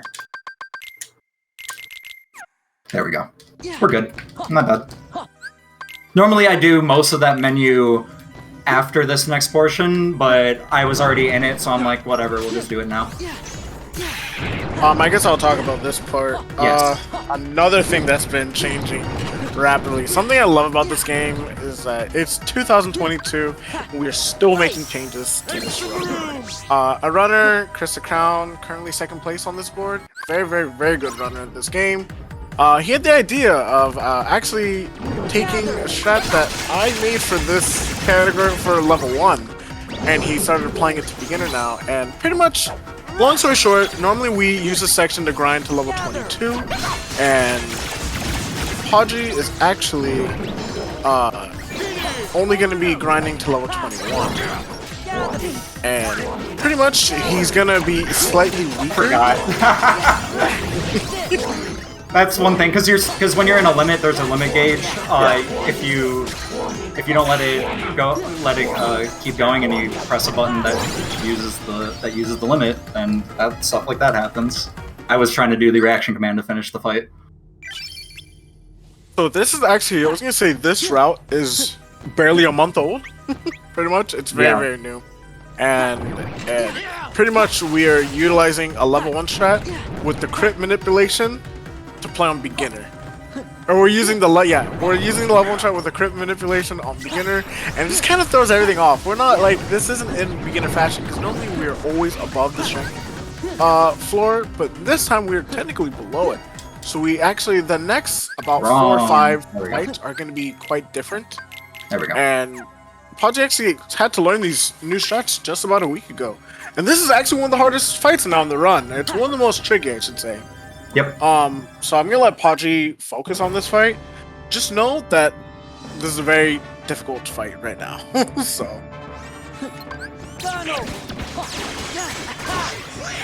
I even took the time actually to learn this fight today, just to kind of get like a full like understanding on how difficult this fight is.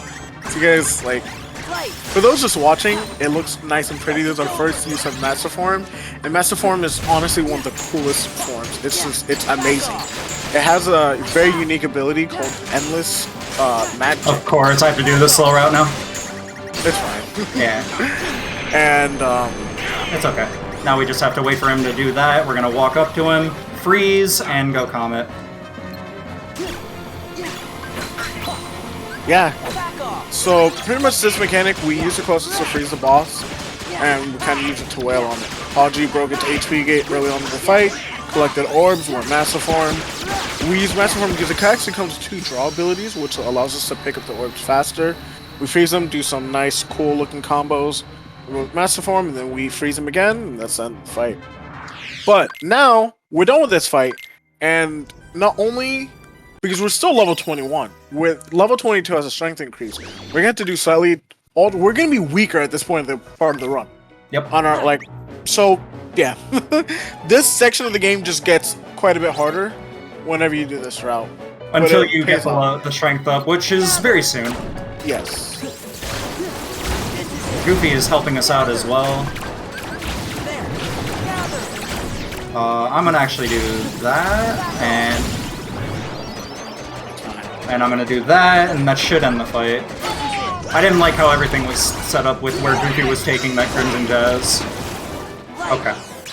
Nice.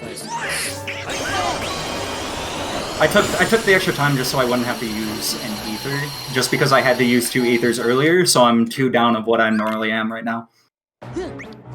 So, this is also a very notorious part in the game. Probably one of my most memorable moments of my first playthrough. And it's very, it's just nice and speedrunning. Well, I say nice, it's cool. It's very entertaining to watch. It's very stressful to play. No matter what category you're playing, this part's very stressful. So now Podgy just hit level 22, and his strength is going to be, like, noticeably different. And now we get to just kind of kill this last wave. He's going to try to have Chicken Little whistle all the enemies together. He's going to group them up with fires to a finishing leap to knock him up. And then he's going to carry on with a magnet to Major Drive. Security system messed that up a little bit. It's all good. Yeah. And now we're coming up against that same fight that we saw early in the run, where we were killing a whole bunch of water clones. The guy is back. This time it's an actual fight. And this fight, again, casually, it is so hard on higher difficulties. I think when I first played this game on level 1, I was stuck here. As me as a kid, I was so frustrated by this. And I remember when I first saw the speedrun for this, I was like, it's incredible. Because we use Trinity here, which we're not even damaging. We use a Trinity to deal a whole bunch of rack up a whole bunch of hits, and then we unleash it on Demix. You want to do it when we're at 30. You want to end under 5 clones. So typically you want to start at 30 or lower, and then that Trinity finisher just takes off half his health.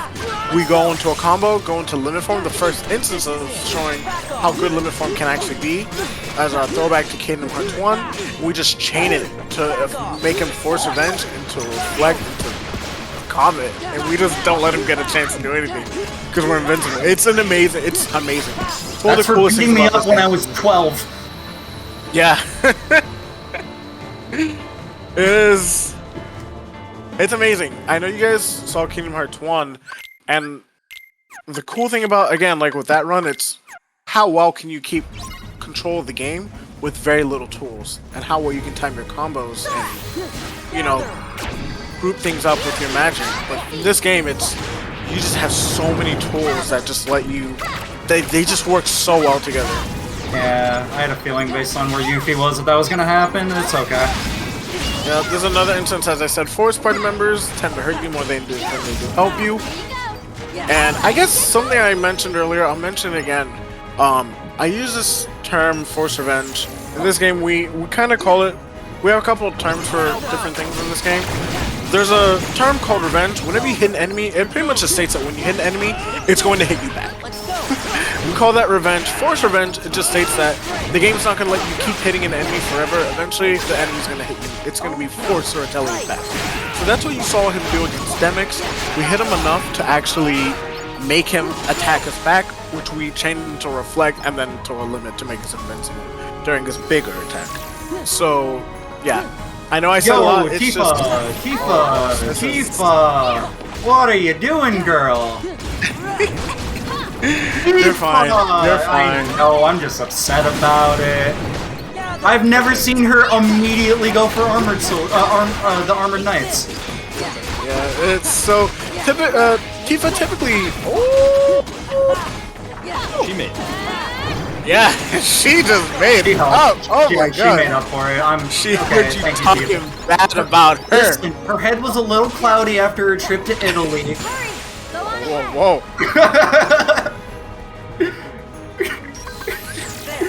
I'm gonna have to hope for the best right here. Oh, you're a peach. Oh, you're a peach, my friend. But now Cloud is gonna make it bad. Yeah. Yeah. So it's funny enough, this fight's harder on beginner, or like this strat. Pulling off this strat's harder on beginner because we're too strong. Yeah, we're too strong. The Thunders do too much damage, so we can't get the Sentry Bots to do what we want. But it's okay because we can just do that and fight's over. I forgot to mention it, but similar to when Podgy was fighting Oogie Boogie, keeping the White Knight alive is very difficult because your Thunders do a lot of damage, and it's very easy to accidentally kill them while you're trying to hit them to keep them alive. And so little things like that. Podgy's actually playing this one really well. There's a lot to keep track of in this round. And I know he just went through these long force fights. He's now onto the last fight of this segment where you're facing against 1,000 enemies. 1,000 enemies can't show up on the screen at once, so a lot of enemies can spawn in. They're like fillers, they're backup pieces in the background. And the thing that's cool about this is you can actually kill them. You can make enemies spawn in by turning the camera, and that allows you to get more kills during these RCs. However, enemies that you kill before they ever really get to make a chance on screen, because they're coming in from the background, you don't get full experience from. So that's gonna play a role in how you want to handle this fight. But there's a lot of tricks to this fight by actually timing your RC. You want this snag and the sparkle ray is two separate RCs, and you want to actually time the sparkle ray when you land, so that way Sora will actually throw the bot in front of him. That plays oh my gosh. I'm okay. That plays a big role in actually understanding how to handle this fight, because when you turn the camera, you can actually make enemies spawn in, and enemies can spawn in attacking. And so we actually want to have our camera so that we throw it in front of Sora, and that way we can turn the camera to spawn in the enemies, that way they can die when we start the laser. But this is actually This was a very good 1K. Very good 1K. I think it's over. Yeah, it's over. Woo! That was a really good 1K. That was up there. That's one of my fastest 1Ks. Like that little violin thing right there. Usually I'm finishing the fight when it's when the phrase is ending, and we finish the fade out before the song before the phrase ended. That's how fast it was. Yeah. If you guys watch my speedruns, I gauge a lot of fights based on the music. So that's usually how I determine whether a fight's good or not. Not necessarily the time. What if the heart was... Alright, now we're on the second visits now. We're gonna quickly stop into Beast Castle to do half of the world to get our endgame Keyblade, Rumbling Rose, because it has an ability called Finishing Plus on it. And I'm gonna do this fight real quick while Sid takes over. Alright, so I wanted to say something earlier. Podgy actually went to that parlor room. Because now that we're at the second visit to the world, we lost all of our save point warp locations. So, we're actually going to, as Podgy stated, we're going to do half of this world and then leave and come back. But the place that we leave from, we don't want to enter, we don't want to come back to. So, we actually go into that room just to spawn in that save point for us, so that way when we do leave the world, we can come back here and then be ready to go right to the next fight. So Podgy used another just group training example to kill these new enemies. Group training is very powerful. And now we have a lot more tools on these second visits. We have Reflect, Magnet. Those paired together, Reflect pushes enemies away, Magnet sucks the enemies back in.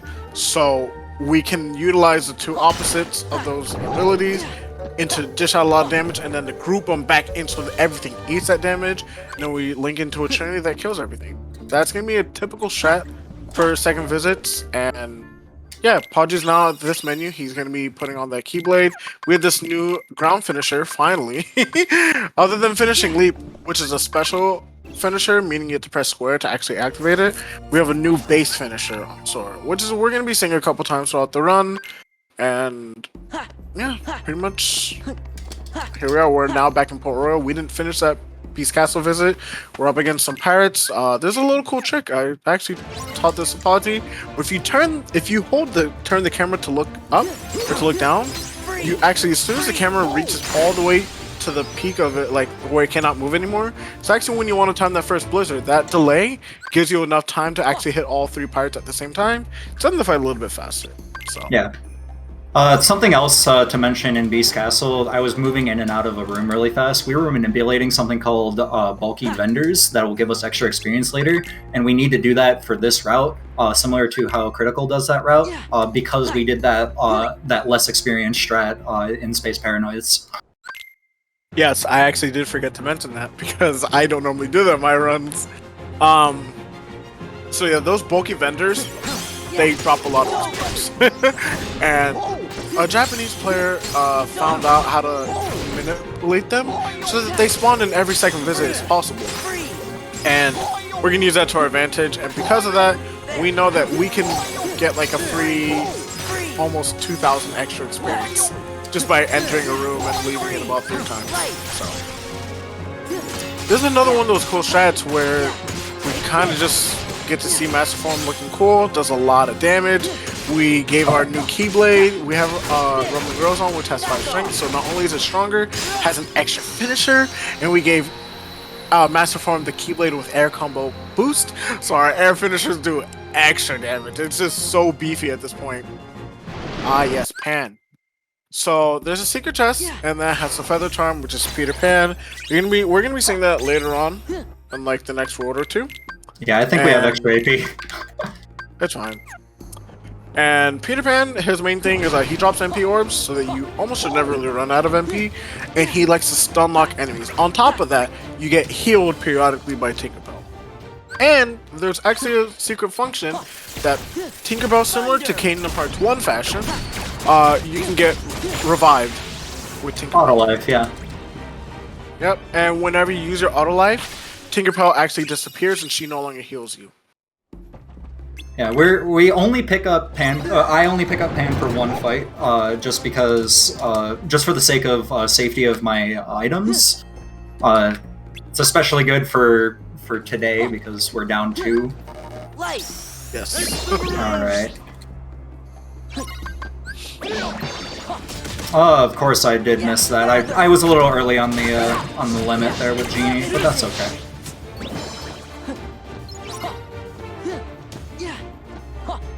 But yeah, right now, so the second visit always has another story that's kind of related to the first story of the first visit that you go to. Right now, someone took the Aztec gold, so that curse has been put back on. So we're trying to get all the Aztec gold again. And all of these nobodies called gamblers have them. And now that we have them, we're gonna go get the rest of them from the final boss. Yep. I will explain this fight. Yes, so please. this boss is a unique fight. One that it's very unique in the entire game. In this cursed phase, while the medallions are not on the chest, the boss can only be attacked by magic. And we use the magic to have it drop medallions, and it carries on the same status effects that the pirates take. So we can actually freeze them. The thunder will like jolt him, make him drop a lot of orbs, and then it's gonna make him attack. from that revenge, which we kind of saw Podgy using. So we actually freeze him, we thunder him to drop a lot of orbs, make him attack, we reflect to protect ourselves to get more MP orbs, and then we freeze him again. Everything is just nicely worked together. So right here, we stopped him from stealing the medallions in the chest. Podgy's gonna do 2 thunders to make him drop all the orbs. Actually hit his force revenge to make him teleport, and then while he's teleporting, we grab the rest of the orb, the medallions, put him in the chest. Now we kind of get to do this very cool stuff, where he's actually using the triangle press of Comet to stagger Grim Reaper in between his finishes while he's recovering, so he can land another combo. And even before that, I forgot to mention, he summoned Genie early in the fight to do this very, very cool and precise stun lock. It's kind of an infinite, actually, where you can actually reset your combo when you change Genie's form mid-combo. And so Podgy was using an attack that actually allows you to keep stunning the enemy, and then he was resetting it, so he just keeps stunning him infinitely until he did enough damage. All that together, and then we use Master Form, because the boss kind of gets, like, his big attack. He steals all 882 medallions, and then he does into this big attack. And then afterwards, we actually go Master Form to do Thunder.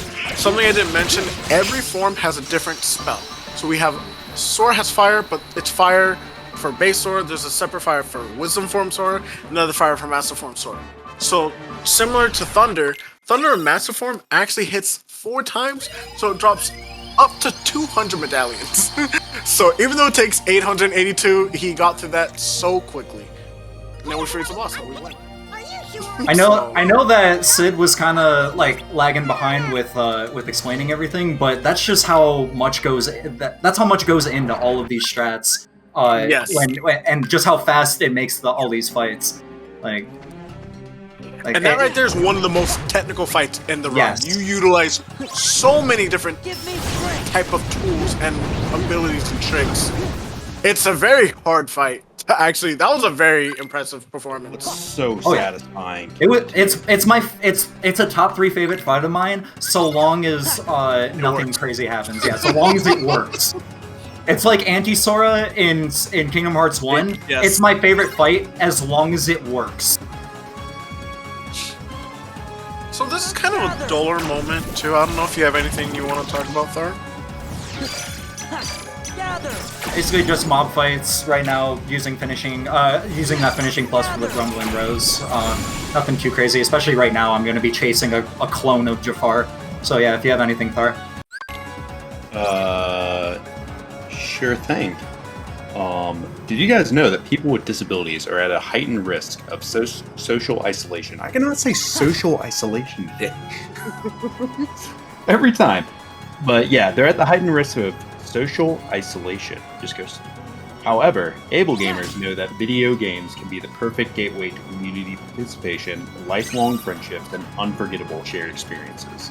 That's why it's crucial to ensure these experiences are developed with accessibility as a priority and inclusion as the goal.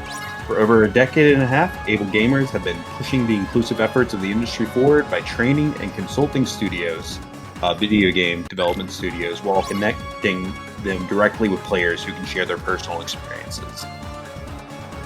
Shout outs to able gamers. Again, let's get to that $1,000 goal. We can do it. I believe. Alright. Kind of to explain here. So we're on the carpet, so we have limited tools. We cannot use any dry forms, we cannot use any limits. We pretty much, but we have extra abilities. So the carpet gives you like a slide dash and like aerial momentum attacks. So that's pretty much it. We get to go fast in it, and its new slide dash ability is actually one of the most cool things about it. It racks up a lot of hits, and multi-hit attacks in this game are kind of busted. So we're gonna be seeing that later, but wanted to point that out. We're actually going to be doing another thing, like how we did with Beast Castle, where we're not going to complete the world, we're going to go somewhere else, and then we'll come back. So I apologize if people want to see more Aladdin-related lore, but I want to go fast. Ooh. I didn't suck this time! Yay! I was gonna make fun of you if you quick ran into Aladdin, but you didn't. Well, Dodged the bullet. Aladdin was nice. Aladdin was nice. Usually he's up against that wall of me trying to go fast. Hold on, can I hit this bat? Yes, I can. Okay. Oh, let's go. Ponzi's hitting all the major checks right now. Let's go. Alright, so this part of the run, it's like carpet escape. Sadly, we can't die here like you can in Kingdom Hearts 1. But we use this part to gain a lot of experience. If this part was not in the game, we'd kind of be screwed. We would have to do extra grinding in a lot of places and probably grab like every bulky vendor possible. Every bulky, yep. So this section, we kind of kill all the enemies. Some parts are, you actually want to stall out killing some enemies fast. So you can knock some of the enemies into these fat bandits, which do not appear on, like, you can't go to them. So you can only kill them by knocking another enemy into it. And so pretty much, yeah, Punches is doing a good job. He's just killing the Heartless, and then that's pretty much all we can say. He's just grinding to try to get to level 30, which is our last main EXP grind point that we want to hit in the run. So he just hit 29. I believe he wants to be around 3,000 by the end of this. 3,500, roughly. Like, it's around that point. I will be past that. I will be okay. Just me knowing how much XP I get. Like, yeah. Because there's just the... Yeah, we're good. Because I'll get 2,400 from the bulky in Halloween Town, and then 992 from the one mob fight that we have to do.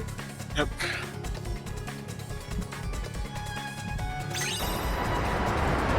Yeah, when we did our run yesterday, and you weren't sure, I made a mental note of how much that bulky gave us. Because you made me second guess myself, so I wanted to make sure that we got to this point and we didn't have to worry about it. And even then, like if I knew if we got that bulky and I didn't have the XP for it, I would have just grabbed the second bulky. And then we're putting on Donald's best ability. What am I thinking? Draw. There we go. Yeah, so right there, we actually replaced Donald's Comet Limit, the one that you saw him using on the Grim Reaper fights. Or fights, say. And now we kind of give him the strongest limit in the game. And pretty much we are going to use that to blow just win the game. Yeah, just win. Oh my goodness. There we go. There we go. Just gotta put some kids in boxes, don't mind me. Whoa. That's loud.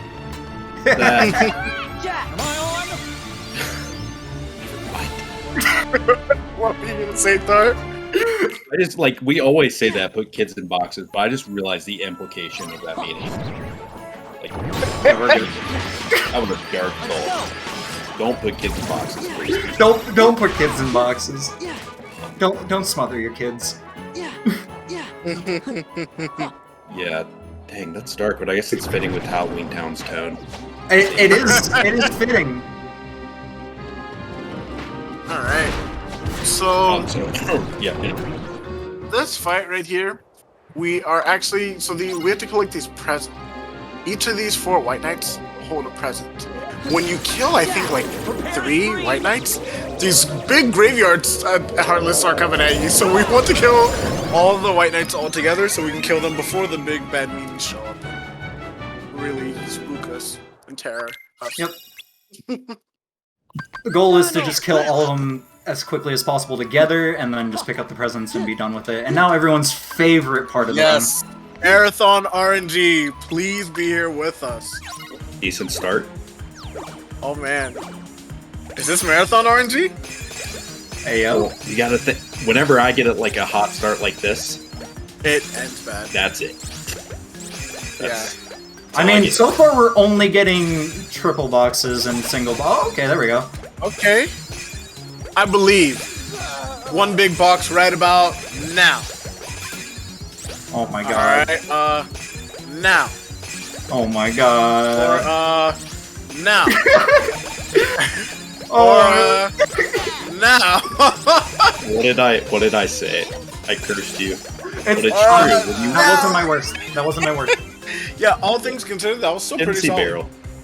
Didn't see barrel. That That's the goal. You don't want to see Beryl come on the field. All right, experiment. This is where we're gonna see Duck Flare shine right now. Yes. So Duck Flare, to note, is actually, since the PS3 version on English, actually, funny enough, Duck Flare has been actually notoriously always my bad. bust. There we go. As from the very first version of Kingdom Hearts 2 on Japanese, but only on Japanese does Duck Flare last longer. And then it kind of went fixed, and then on PS3 English it became kind of busted again. And then ever since then, every English copy since the PS3 version, it's just been very long. It lasts quite a bit longer than it does on JP, the Japanese version. And because of that, we can get a lot more hits and utilize it more. And so Podgy just used Peter Pan to stun like the boss from being able to do anything. And then once he got his MPOs from enough MPO dropping, he just went to back to it. That's the fight. Yeah, that saved me 2 ethers and an elixir using Peter Pan there. So just some safety routing at the cost of about, I don't know, what is it, like 8 seconds, 10 seconds? Give or take. Yeah. Probably around 10. Hey guys, if you are interested in running this game and you never ran it before, get Peter Pan. Yes. Don't feel bad about getting Peter Pan. It's honestly completely worth it. Much time and saves you items, saves you painful time loss, and Much get Star. nicer and easier and forgiving. Yep. Okay. Star So T1. Jafar is no longer Jafar anymore. He's generic. We're at the moment in the fight. So we are actually utilizing Decisive Pumpkin, which is normally used on critical mode. However, we use it on this fight because even though we lose our finishing plus, the strength increase and its Keyblade ability comes with combo boost. So all of our ground finishers just do like double damage. And because of how combo boost works, the more hits on your combo, the I don't like stronger where I your finishing am. Okay. is. I And so like started because we're- drifting. Yeah, because we get so many slide dash hits, we're racking up a lot of hits and damage from that, and then our finish is just really strong. We kind of just get to make this fight look like a joke. And that's only because we hit level 30, by the way. Yes. So, that was a clean fight. So yeah, we took our detours to Halloween Town and Agrabah. We're going back to Beast Castle now. We're finishing the rest of that world. Yes, and like I said, he went to that one room earlier, because if he did not, he would have only had the choice to enter from Beast Room, and have to go through about 4 different rooms, kind of long rooms to travel through, Yeah. versus now he spawns like 2 steps away from the room where he needs to go to, so. And we immediately get put into the mob fight that the game wants us to go to. But first, I gotta do this quick menu, because we want Rumbling Rose again. We only use... we put Pumpkin on Valor, because we want that combo boost on Valor form for endgame, actually. Yep. Ooh! Ooh. The meet and greet. Hello.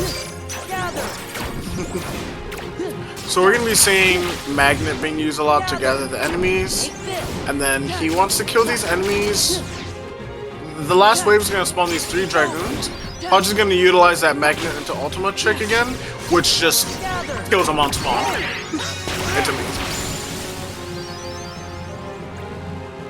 And now we're coming up against one of probably everyone's hardest fights, one of the hardest fights growing up, depending on how long, like the first time you played this game. Even in the speedrun on beginner, he will kill you if you mess up. So right here, because we're level 30, we have our 2 strongest Keyblades on, Rumbling Rose on Sora, and Decisive Pumpkin on Valor form to give us a lot of strength, plus a reaction boost we have on, to just, these jumps do an insane amount of damage. We came to this world later than we should have, and with these Keyblades we just do a lot of damage. So we're just gonna rack up jumps, and then we're gonna stun them with Duck Flare, and the fight's done. That's it. That's for beating me up when I was 12! Yeah. Funny story, I don't think I've ever told this night. I was a kid, I was playing this game for the first time. I was at my cousin's house, and I spent like an hour, like 2 hours trying to do this fight. I finally won, and my little cousin, bless him, I think he was like 7 years old at the time. He ran into the room because I got so excited, and he stepped on the power cord and made it fall out the outlet. And I had to do the fight all over again. Oh, did you not have Den's PS2 autosave mod at the time? I didn't know. Yeah, so it's funny. I still think about that from time to time on how my cousin just like. Hey, who's this guy? So we're at this fight. Fighting, I don't know who this guy is. It's weird. I don't know. Yeah, I don't know either. I don't know who he is, thinking that he's in this game, but he's not going to stagger. But yeah, this fight does not stagger. We don't actually win the fight. We just damage him down right about there. And then the fight fades out, and then we're done. So we haven't really seen too much use of this, but we're going back to using Wisdom Form movement, because even though we have Quick Run on Sora, but Wisdom Form is Quick Run level 2, which actually gives us faster, like a longer Quick Run, and Quick Run, or Wisdom Form just, its glide on the ground moves faster than Sora anyway. So because we have to travel quite a bit, we use Wisdom Form to just make it a little bit faster, and then we're going to revert. And then this next fight, this is a different instance. We're going to use Magnet into Ultimate on this big mob fight. And we're gonna get all of our drive back anyway, hopefully. And then, Oh, we will. yeah, I actually had an attempt, but I didn't. So I believe you. yeah, but either way, It yeah, it happens when you play the game a lot. By the way, there's that's a like- lot of weird things that can happen. There's But yeah, like, luckily that fight actually killed. Sometimes it doesn't always kill, but Yeah. you got the kill here. on beginner, it's less likely that it won't kill, but it still happens, and I hate it when it happens. Give me strength. Alright. Another quick mob fight. We're using Chicken Little just because we don't have certain abilities to do this fight a certain way. Ah, Gather. all right. So Oh. when the last fight spawns, Oh, what am I doing? I want this. okay. Woo! Yeah, we're good. Good enough. Good enough. You're good. I was thinking about the Trinity strat, and then like I remembered as I jumped. No, I don't want to do that. I mean, you could have done it. Would've I been could fun. have. Yeah. He I just worth wanted. messing around with. Yeah. Yeah. It's. I think it's slower, but in the end, doesn't matter. I just like want 3 seconds. I just want to have at least 3 drives so I can go into Valor form for this fight. Yes. So this fight's also very weird. It's one of these like. There's one that we do the worlds in a very weird order. This is actually meant to be the first world that we're supposed to do on the second visit routes, I should say at least. And we save it for later because we have Reflera from Zaldin, we have a level Aw. 30, we have Decisive Pumpkin, we have Rumbling Rose. Everything we got in all the other worlds we're utilizing in this fight. So Podgy got to get some Valor combos on its back. He unfortunately fell off a little bit early, but Yeah, Beginner's I got very hit. strong. He can still technically get the kill from this point. Even if he doesn't, he knows that the boss is gonna it's gonna prep to do its ultimate attack, and he can just kill it at the start. No, we're good. And he doesn't even need to. So, yeah. And just like that, we're done with second visits. Normally, we have about a 3.5 minute gummy coming up, but we skip it, and that makes endgame just that much more intense. Yep. Because you don't get that little mental breather to be like, all right. It's potentially my You second just- bathroom break too, and I don't get it now. Yes, my bladder's always full here. Like it's to the point that like it stopped recently, but now like my brain is associated with just whenever I beat Storm Rider that I have to go pee. Even if I like don't need to pee, my brain's like, you need to go pee. You like, hey, go pee right now. And so yeah, we don't have that luxury in this category, but overall it's just much nicer. Yeah, if he was actually running this on PS4, he would still be back on like the Grim Reaper fights that we saw about 20. Yeah. No, I wouldn't be on Grim Reaper, but it based on actually, what is it? Maybe I'm maybe I'm misremembering console. You would? And PC load times being longer usually depending on your build. Yeah. Harder to gauge. Maybe another instance where we're using Magnet and Genie, by the way. Yeah. And also another Force Party member. Who will also mess you up. Has a chance to. Has a chance to, yeah. So what's cool about Master G is well, that's not too cool. That was the chance, by the way. Yeah. Yeah. I'm actually in trouble now. I don't have enough drive to do the rest of the fight. So I'm gonna have to... It's okay, marathon fashion, what are you gonna do? It's okay. Podgy's gonna have to kind of fight out these fights, or fight out these enemies. What am I doing? That's not gonna work. Yeah, I made a mistake there. That's fine. I was trying to do major drive and I pressed Ultima, but whatever. Now we're in MP recharge, so maybe I can get my drive back to get Beanie back real quick. I don't know. We'll see. It's okay. At this point, this is a beginner. You can just combo these guys. They're not gonna kill you. Yeah. Just so everybody knows, Podgy has not done anything wrong about this situation. Nikki can mess you up really hard in this fight, and he probably messed you up in one of the worst ways possible by doing that at the beginning. Yep. Yeah, he actually did that to me in a run recently, and I was like, oh gosh. Yeah, I was like, alright, I gotta fix this. It's okay. I was a little like, that was just unfortunate, but that happened. you know, showcasing these kind of like things that just happen is part of showcasing two of them as a speedrun. Yes. In my Yes, opinion. it is. Like, it's This has been a It's good great to showcase showcase of the what bads. can happen. the highs and lows. We have seen a lot of highs and we've seen a lot of lows. It's been a great first marathon run for me. I'm having a great time.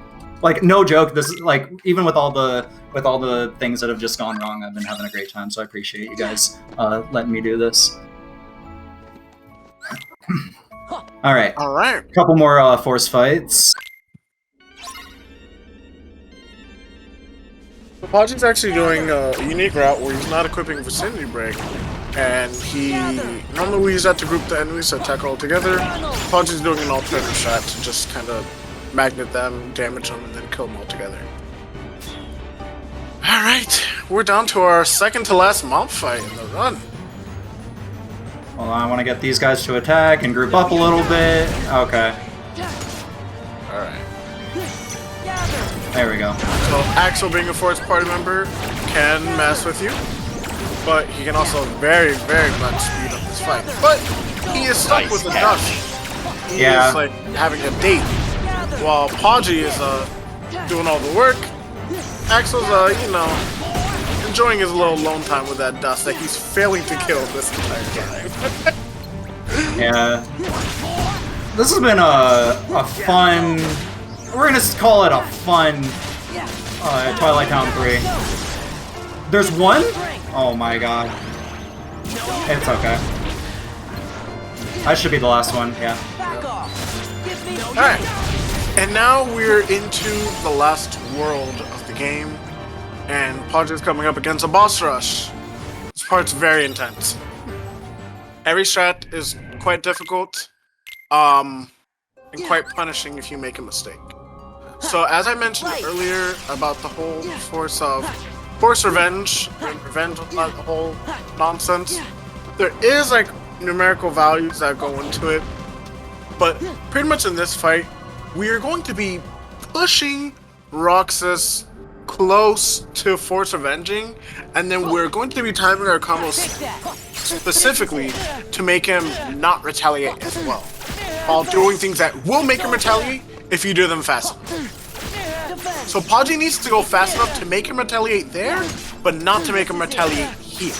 And Podgy did a good time timing his combos, and because it's a numerical value, but you cannot see it on the screen.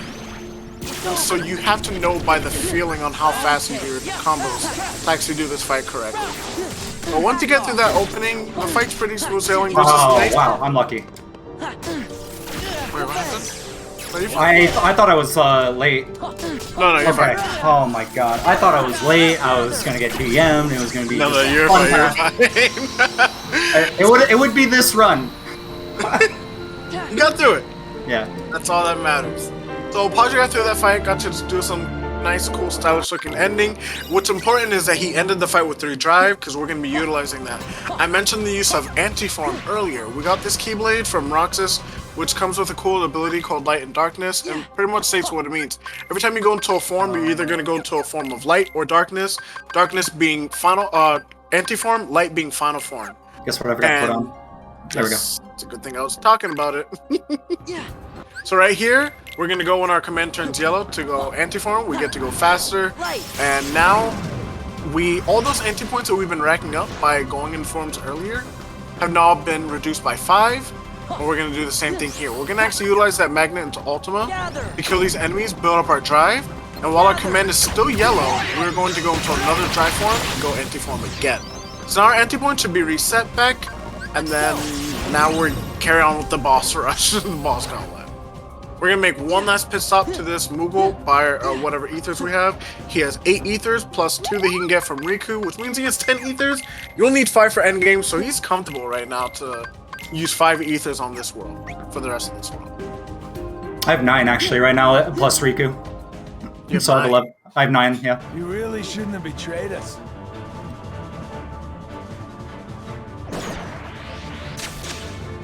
Gotcha. So now we're at Zigbar. This fight is quite difficult. The strat itself seems simple, Clever little sneak. but again, it's one of those fights that, like, if you give him a little bit of breathing room, or if you slightly damage him too much, he's gonna break out fast. So we're gonna use Duck Flare to... Oh, that's a problem. No. Okay. Yeah, it's okay. It's okay. You might have... No, he's Vaporous. He's gonna do a laser. That's fine. Right. So you're gonna want to just go Valor Form to get rid of that blue laser. Wait, why use the blue laser? To get rid of it. So it doesn't... Oh. That's No, we're okay. good And now now. he's gonna reload. So this is a little bit tricky, Yeah, because he's gonna blue laser again, there it is. and then Podgy's gonna have to stall out again. Yep. Oh, he actually might teleport there. Yeah, Okay, now you wanna... this is... okay. yeah, this is weird. Podgy's gonna have to actually... Oh, he's gonna DM. Yeah, he's gonna DM. There it is. That happened in practice today. I'm really upset. It's okay. Did I just Podgy take the actually death? didn't use his I drive, kind of want to take the death and try again. You could do that. It's up to you. I need Donald to die though. Oh, there it is. Or just to cure me. Yeah, I'd rather die. I had a feeling that might happen, just because it happened in practice. That's okay. So pretty much what happened there was he was slightly late on his combos in the beginning, and that allowed Zigbar to break out. Yep. Because he broke out, Betrayed us. there's a lot to explain, but it deals with action counts. Not only is there revenge value, there's a thing that enemies can do if they have certain actions they like that determines on what they do. And because he didn't manipulate his action count correctly, that allowed Zigbar to do attacks that we never want to see him do, and it kind of threw off the entire pattern. Big bar is incredible. There we go. Speedrun. Very nice. Alright, and now because he face pushed, his action count's gonna be good. It's reset back down to 1. And then Pudge's gonna do this damage just to kind of get some free while he can. He's gonna reload again, and now he's gonna come home Oh, with no. Duck Flare! He's fine. Just time your combos here. Kill on the teleport. Oh no, he's gonna DM again. Alright, Man. that's fine. Everything I did today in practice, I did now. I'm very upset with myself. It's okay. It's okay. I'm gonna do this. I wouldn't go run. That's not smart.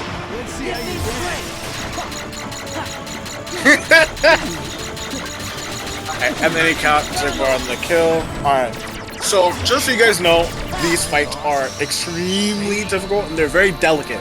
That's probably more of a better word of putting it. I don't want to sit there and say these, because these fights, when you do them right, they're not that hard, but they're very delicate. And as soon as you make a mistake, they get infinitely times harder. Yeah, what I should have done at the end there, because I know that he's gonna do that retaliation that he did. If I space out my combos a little bit Yes. more, I could have hit the finishers correctly.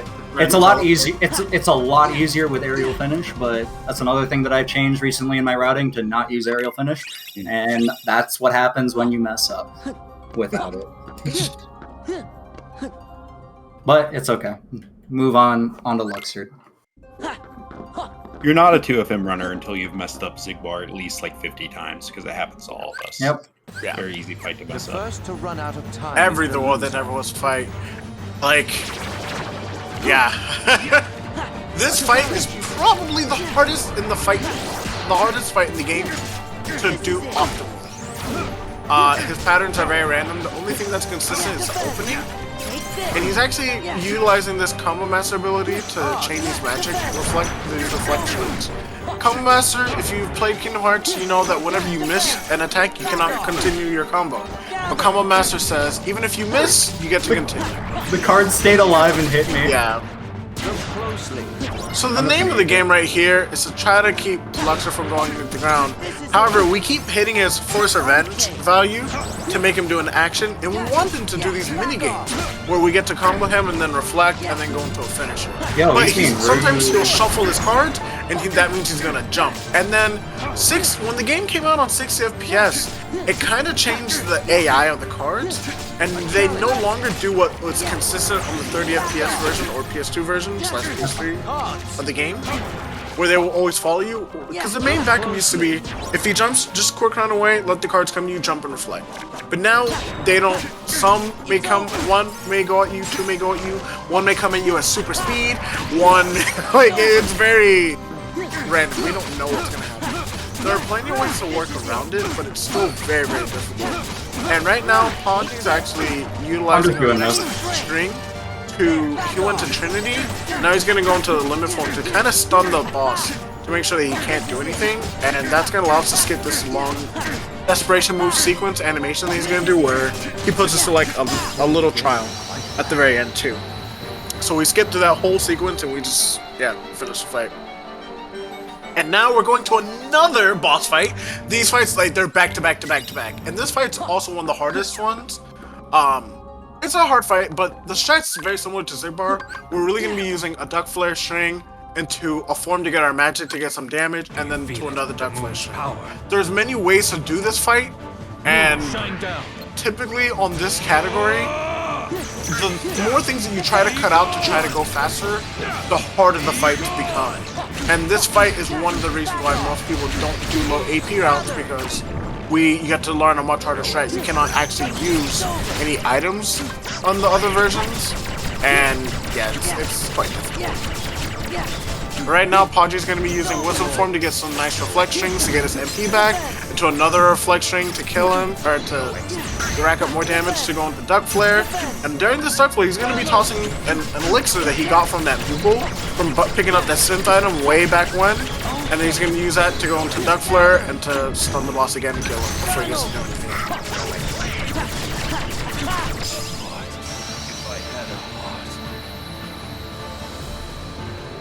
That's kind of cool, though. I don't know if y'all noticed. That strat's kind of cool, though. It's very I don't know cool. if you guys noticed, but that's a cool strat. Everything about this game is just, there's so many cool strats. That's why it's my favorite. So I've ran 1FM and 2FM. I love 1FM for its own right, but I think I'm always gonna have 2FM as my main game just because of just my love of the strats and the combat. Have you tried KH3 though? I will be soon. I'm actually gonna learn Birth by Sleep first. My goal is to learn every game's any percent and do a series run like Deza and Sonic Shadow. Yo, let's go. Love the ambition. But I keep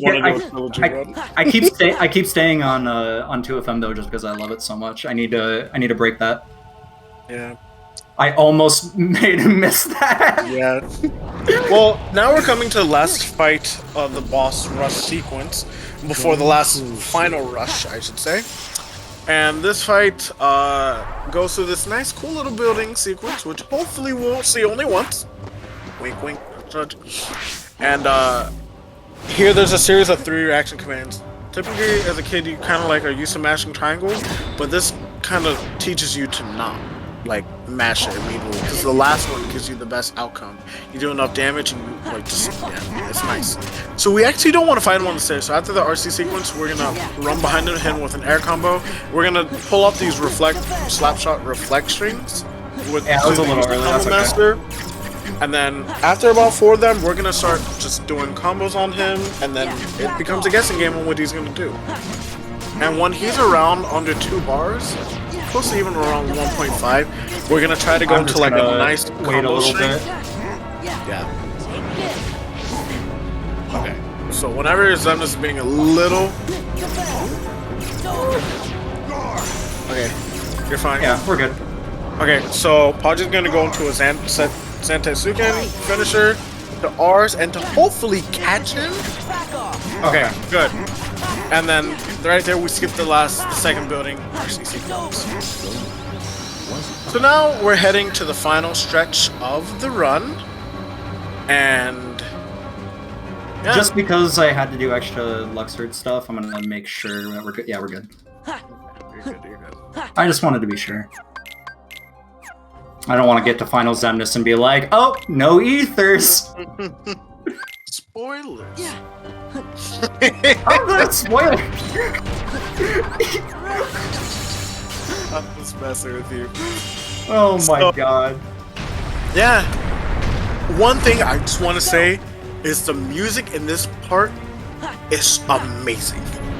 It is amazing. I've heard this so much, and every time when I'm just like on a good run and you hear this song, it gives you so much motivation and drive to just finish the run strong. Yeah, even if it's a bad run and I make it to this point, I'm just in, like, it's a little bit of a pick-me-up, regardless of how I'm feeling. So you might have seen Podgy kind of like resetting, like just prepping some of these things. He got rid of Riku to have Donald. That's because we're gonna be using Group Trinity later to get our drive back to be able to do probably one of like the most insane It's one of my favorite fights in the game. like we're using so many tools. I can't even explain it all right now. I don't know if I should just say it now and spoil it or just let everyone see it. I think we should just let them watch and just enjoy it. If I get it I right. want everyone to see Shut how up, many Sid. different tools, huh? Podgy said, "Shut up, Sid." I know, I'm not saying right? that. No, I'm just saying there's so much going on, just watch. Just see how many different tools are being used in this fight. Gather. It's amazing because it's a mob fight. We start off the game with nothing to do with mob fights, and now we just unleash everything we have on this You know what's last cool is, correct me if I'm wrong, but I don't think any of the tech that we use with our tools in this fight is new to the run. I'm pretty sure we've seen all this already. Yes. Like, the culmination with everything. Like Sid said, like all of our tools in one fight, which makes this my favorite mob fight in the run, one of the best fights in general in the run. And just Yo, that killed everything. Nice. The only thing we didn't get to see before this, well, technically we did, but not for its intended purpose, is Master Form Magnet. Oh yeah, you're right. That Master Form Magnet, to just let people know what's happening, we are, the core has like a little counter on how many finishers you can do on it before it's gonna like, in succession, within a short amount of time, before it opens up. And that Master Form Magnet just hits, and it just forces the core to spawn its enemies. Which allows us to technically finish before the claw can normally hit you, but that can still just happen. And this fight is also just beautiful. I don't do it the new way, but It's okay. you do it the Podgy way, and that's what matters. See, the other thing about this game is, as we mentioned before, like other strats, safe strats, alternative strats. This game is so intricate in what you do with it, which makes it, you know, it like we won't lie, it is a difficult run to get good at, but because it's so intricate, there's so many strats you can do. So many strats that we recommend beginners do all the time. So many strats you can fall back on if you like your ether count is sketchy. It's really amazing. Just the amount of like optimization and discoveries that have been found in this game since it originally came out in Japan in 2007.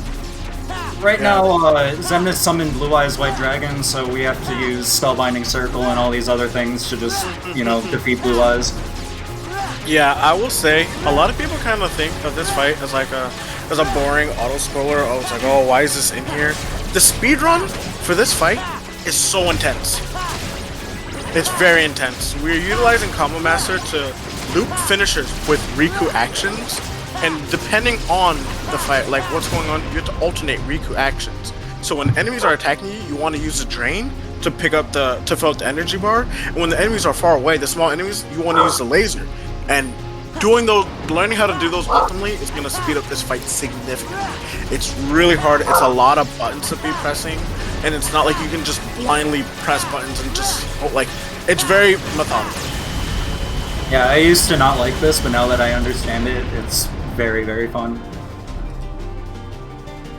There's nothing simple about anything on Final Fights. And that's what I like about it. Everything builds upon itself in this run, especially in runs that are not especially in these runs where you don't start off with extra abilities and extra ability points.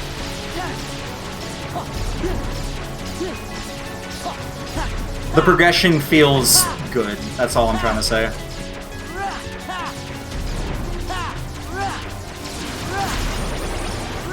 I guess what I would say, while we have a little bit of time while this fight's ending up, I would say, for me personally, it's really nice to see Podgy doing this run, because I met Podgy when he was a new runner, and he was, he was a runner who was just he was improving, but he was struggling. He was at a point where he was struggling to improve, and I actually ended up helping him, taught him how to help him dip his feet into the realm of getting really fast at this game, and it's just nice to see his progression. So even just sitting here commentating, watching him play this, it's like a nice full circle moment for me.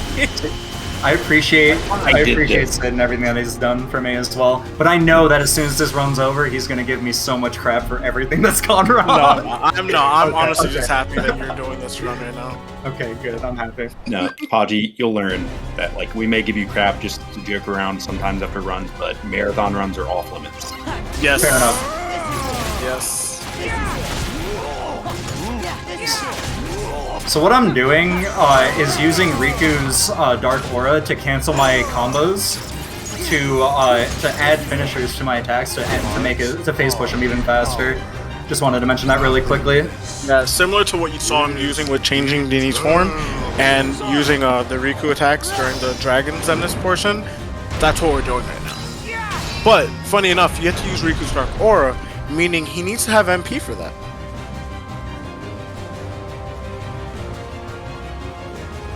So, right now we're at this point where Podgy's gonna be. Okay. Yeah. Turtle's in chat, by the way. Also, yeah, mashing aerial dodge until the buildings show up, and we're gonna get this thing called fast building. Oh no! Oh no! You spoke too soon. That's okay. I'll grab this one. I dropped too early. Did you grab the one in the middle? I don't know what I grabbed. Okay. I was gonna say I had the one in the middle actually hit. I had a Really? hit it. Yeah, and it was spawned in attacking. Yeah, it was in the middle. And I was it's one of those things that I've played this game for 1,000 hours plus. I've never seen that. Riku the homie, by the way, but I'm still gonna pop an ether. I don't care. Alright. And now we're heading to the last fight. And again, this is very technical. If you play this game as a kid, this part should look really this is probably super cool. You just see Xemnas grab Sora, you're reversing this this nice cool Dragon Ball Z-esque combat, and then in the speedrun we're well, you know what? We're gonna make this optimal. We're gonna be throwing in reflects during his attacks hit the real Xemnas, not the clone, and that's gonna actually give us a 2-bar advantage. And so pretty much from this point, Podgy's just gonna reflect whatever attack he gives him. Unfortunate. I didn't get the blitz. Don't get hit by this attack because you'll die. Woo! And at this point, Podgy's just gonna I'm kinda gonna wait let him. on the next one. It's okay. It's a little scary. No, we're good. Okay, good. He didn't give you orbs. So Podgy's gonna go into like a little like nice combo string to try to deal as much damage as he can to skip all of phase 2 and to get to phase 3. And pretty much what he's gonna be doing is, all right, cool. He got the flash type combo. Okay, so he got the other pattern that he can get from the Force Revenge, and now he's in laser phase. So he's gonna be timing these reflects to hit the Zeniths as he's spawning in more lasers to dish out reflects. And then, okay, he didn't get the finisher here, but alright, he's gonna go to this reflect and then hit him with the finisher, bring into laser dome bubble. The fights and the run's pretty much done. You just go through this minute and like 20-second portion, and you just kind of get to watch this nice little ending of the run. Just so I'm ready on time, what does time end on this run? Time ends when I hit session, so it's gonna be after the cutscene. I'll let you know. Podgy. What? So in 3, 2, 1, now. No. It's. I'll let you know when it comes up. Podgy, I run this game. Well, you That was a asked. joke. Oh. Listen. Okay. You know, when I'm running this game, I can't. I don't know when something's a joke. I'm the same way. Dude, my brain is so fried right now. Oh, yeah. So funny because I'm watching Podgy's like it's so serious. It's okay, Logic. We did the same thing happened with Logic earlier during our commentary for Ethan's run. Is like there's a bit and he didn't realize there's a bit and did the same thing where you answered. I was there for that. Yeah. I was there for that. Yeah. My bad. We're coming up on time. Damn. Not my best run, but that's okay. That's okay. Riku! Your best marathon run ever, though. That's my best marathon run That ever. is true. All right, Riku. We're gonna give Riku the last hit of the game. And time. Look at that. Oh my goodness. It looks like underestimate to me. Barely. Barely underestimate. Well, GG's again. Doing this run is not easy.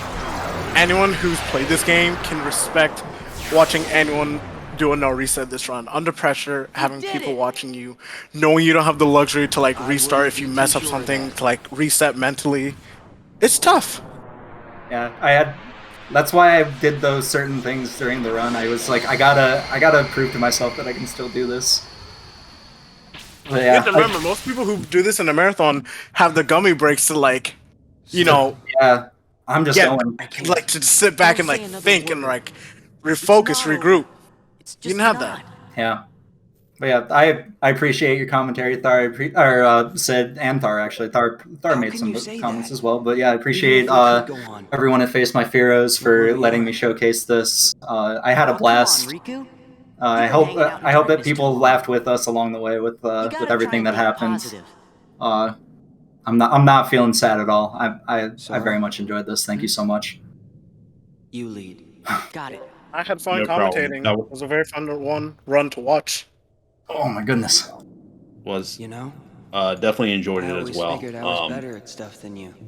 Can speak for Really? Sid and I and practically Really, everybody man? else in the 2FM speedrunning community how proud we are of your I kinda progress always thought you were over better at this everything, too. relatively short period of time since you started running. First marathon run in the books. Riku. Only gonna get better from here, my friend. What's that like? Yep.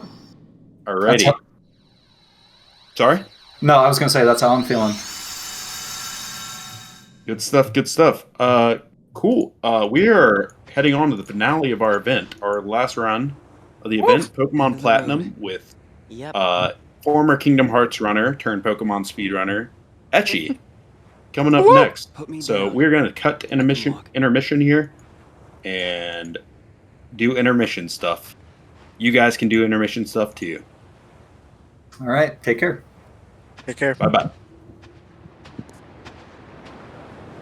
You know, maybe the darkness has gotten to me too. Riku!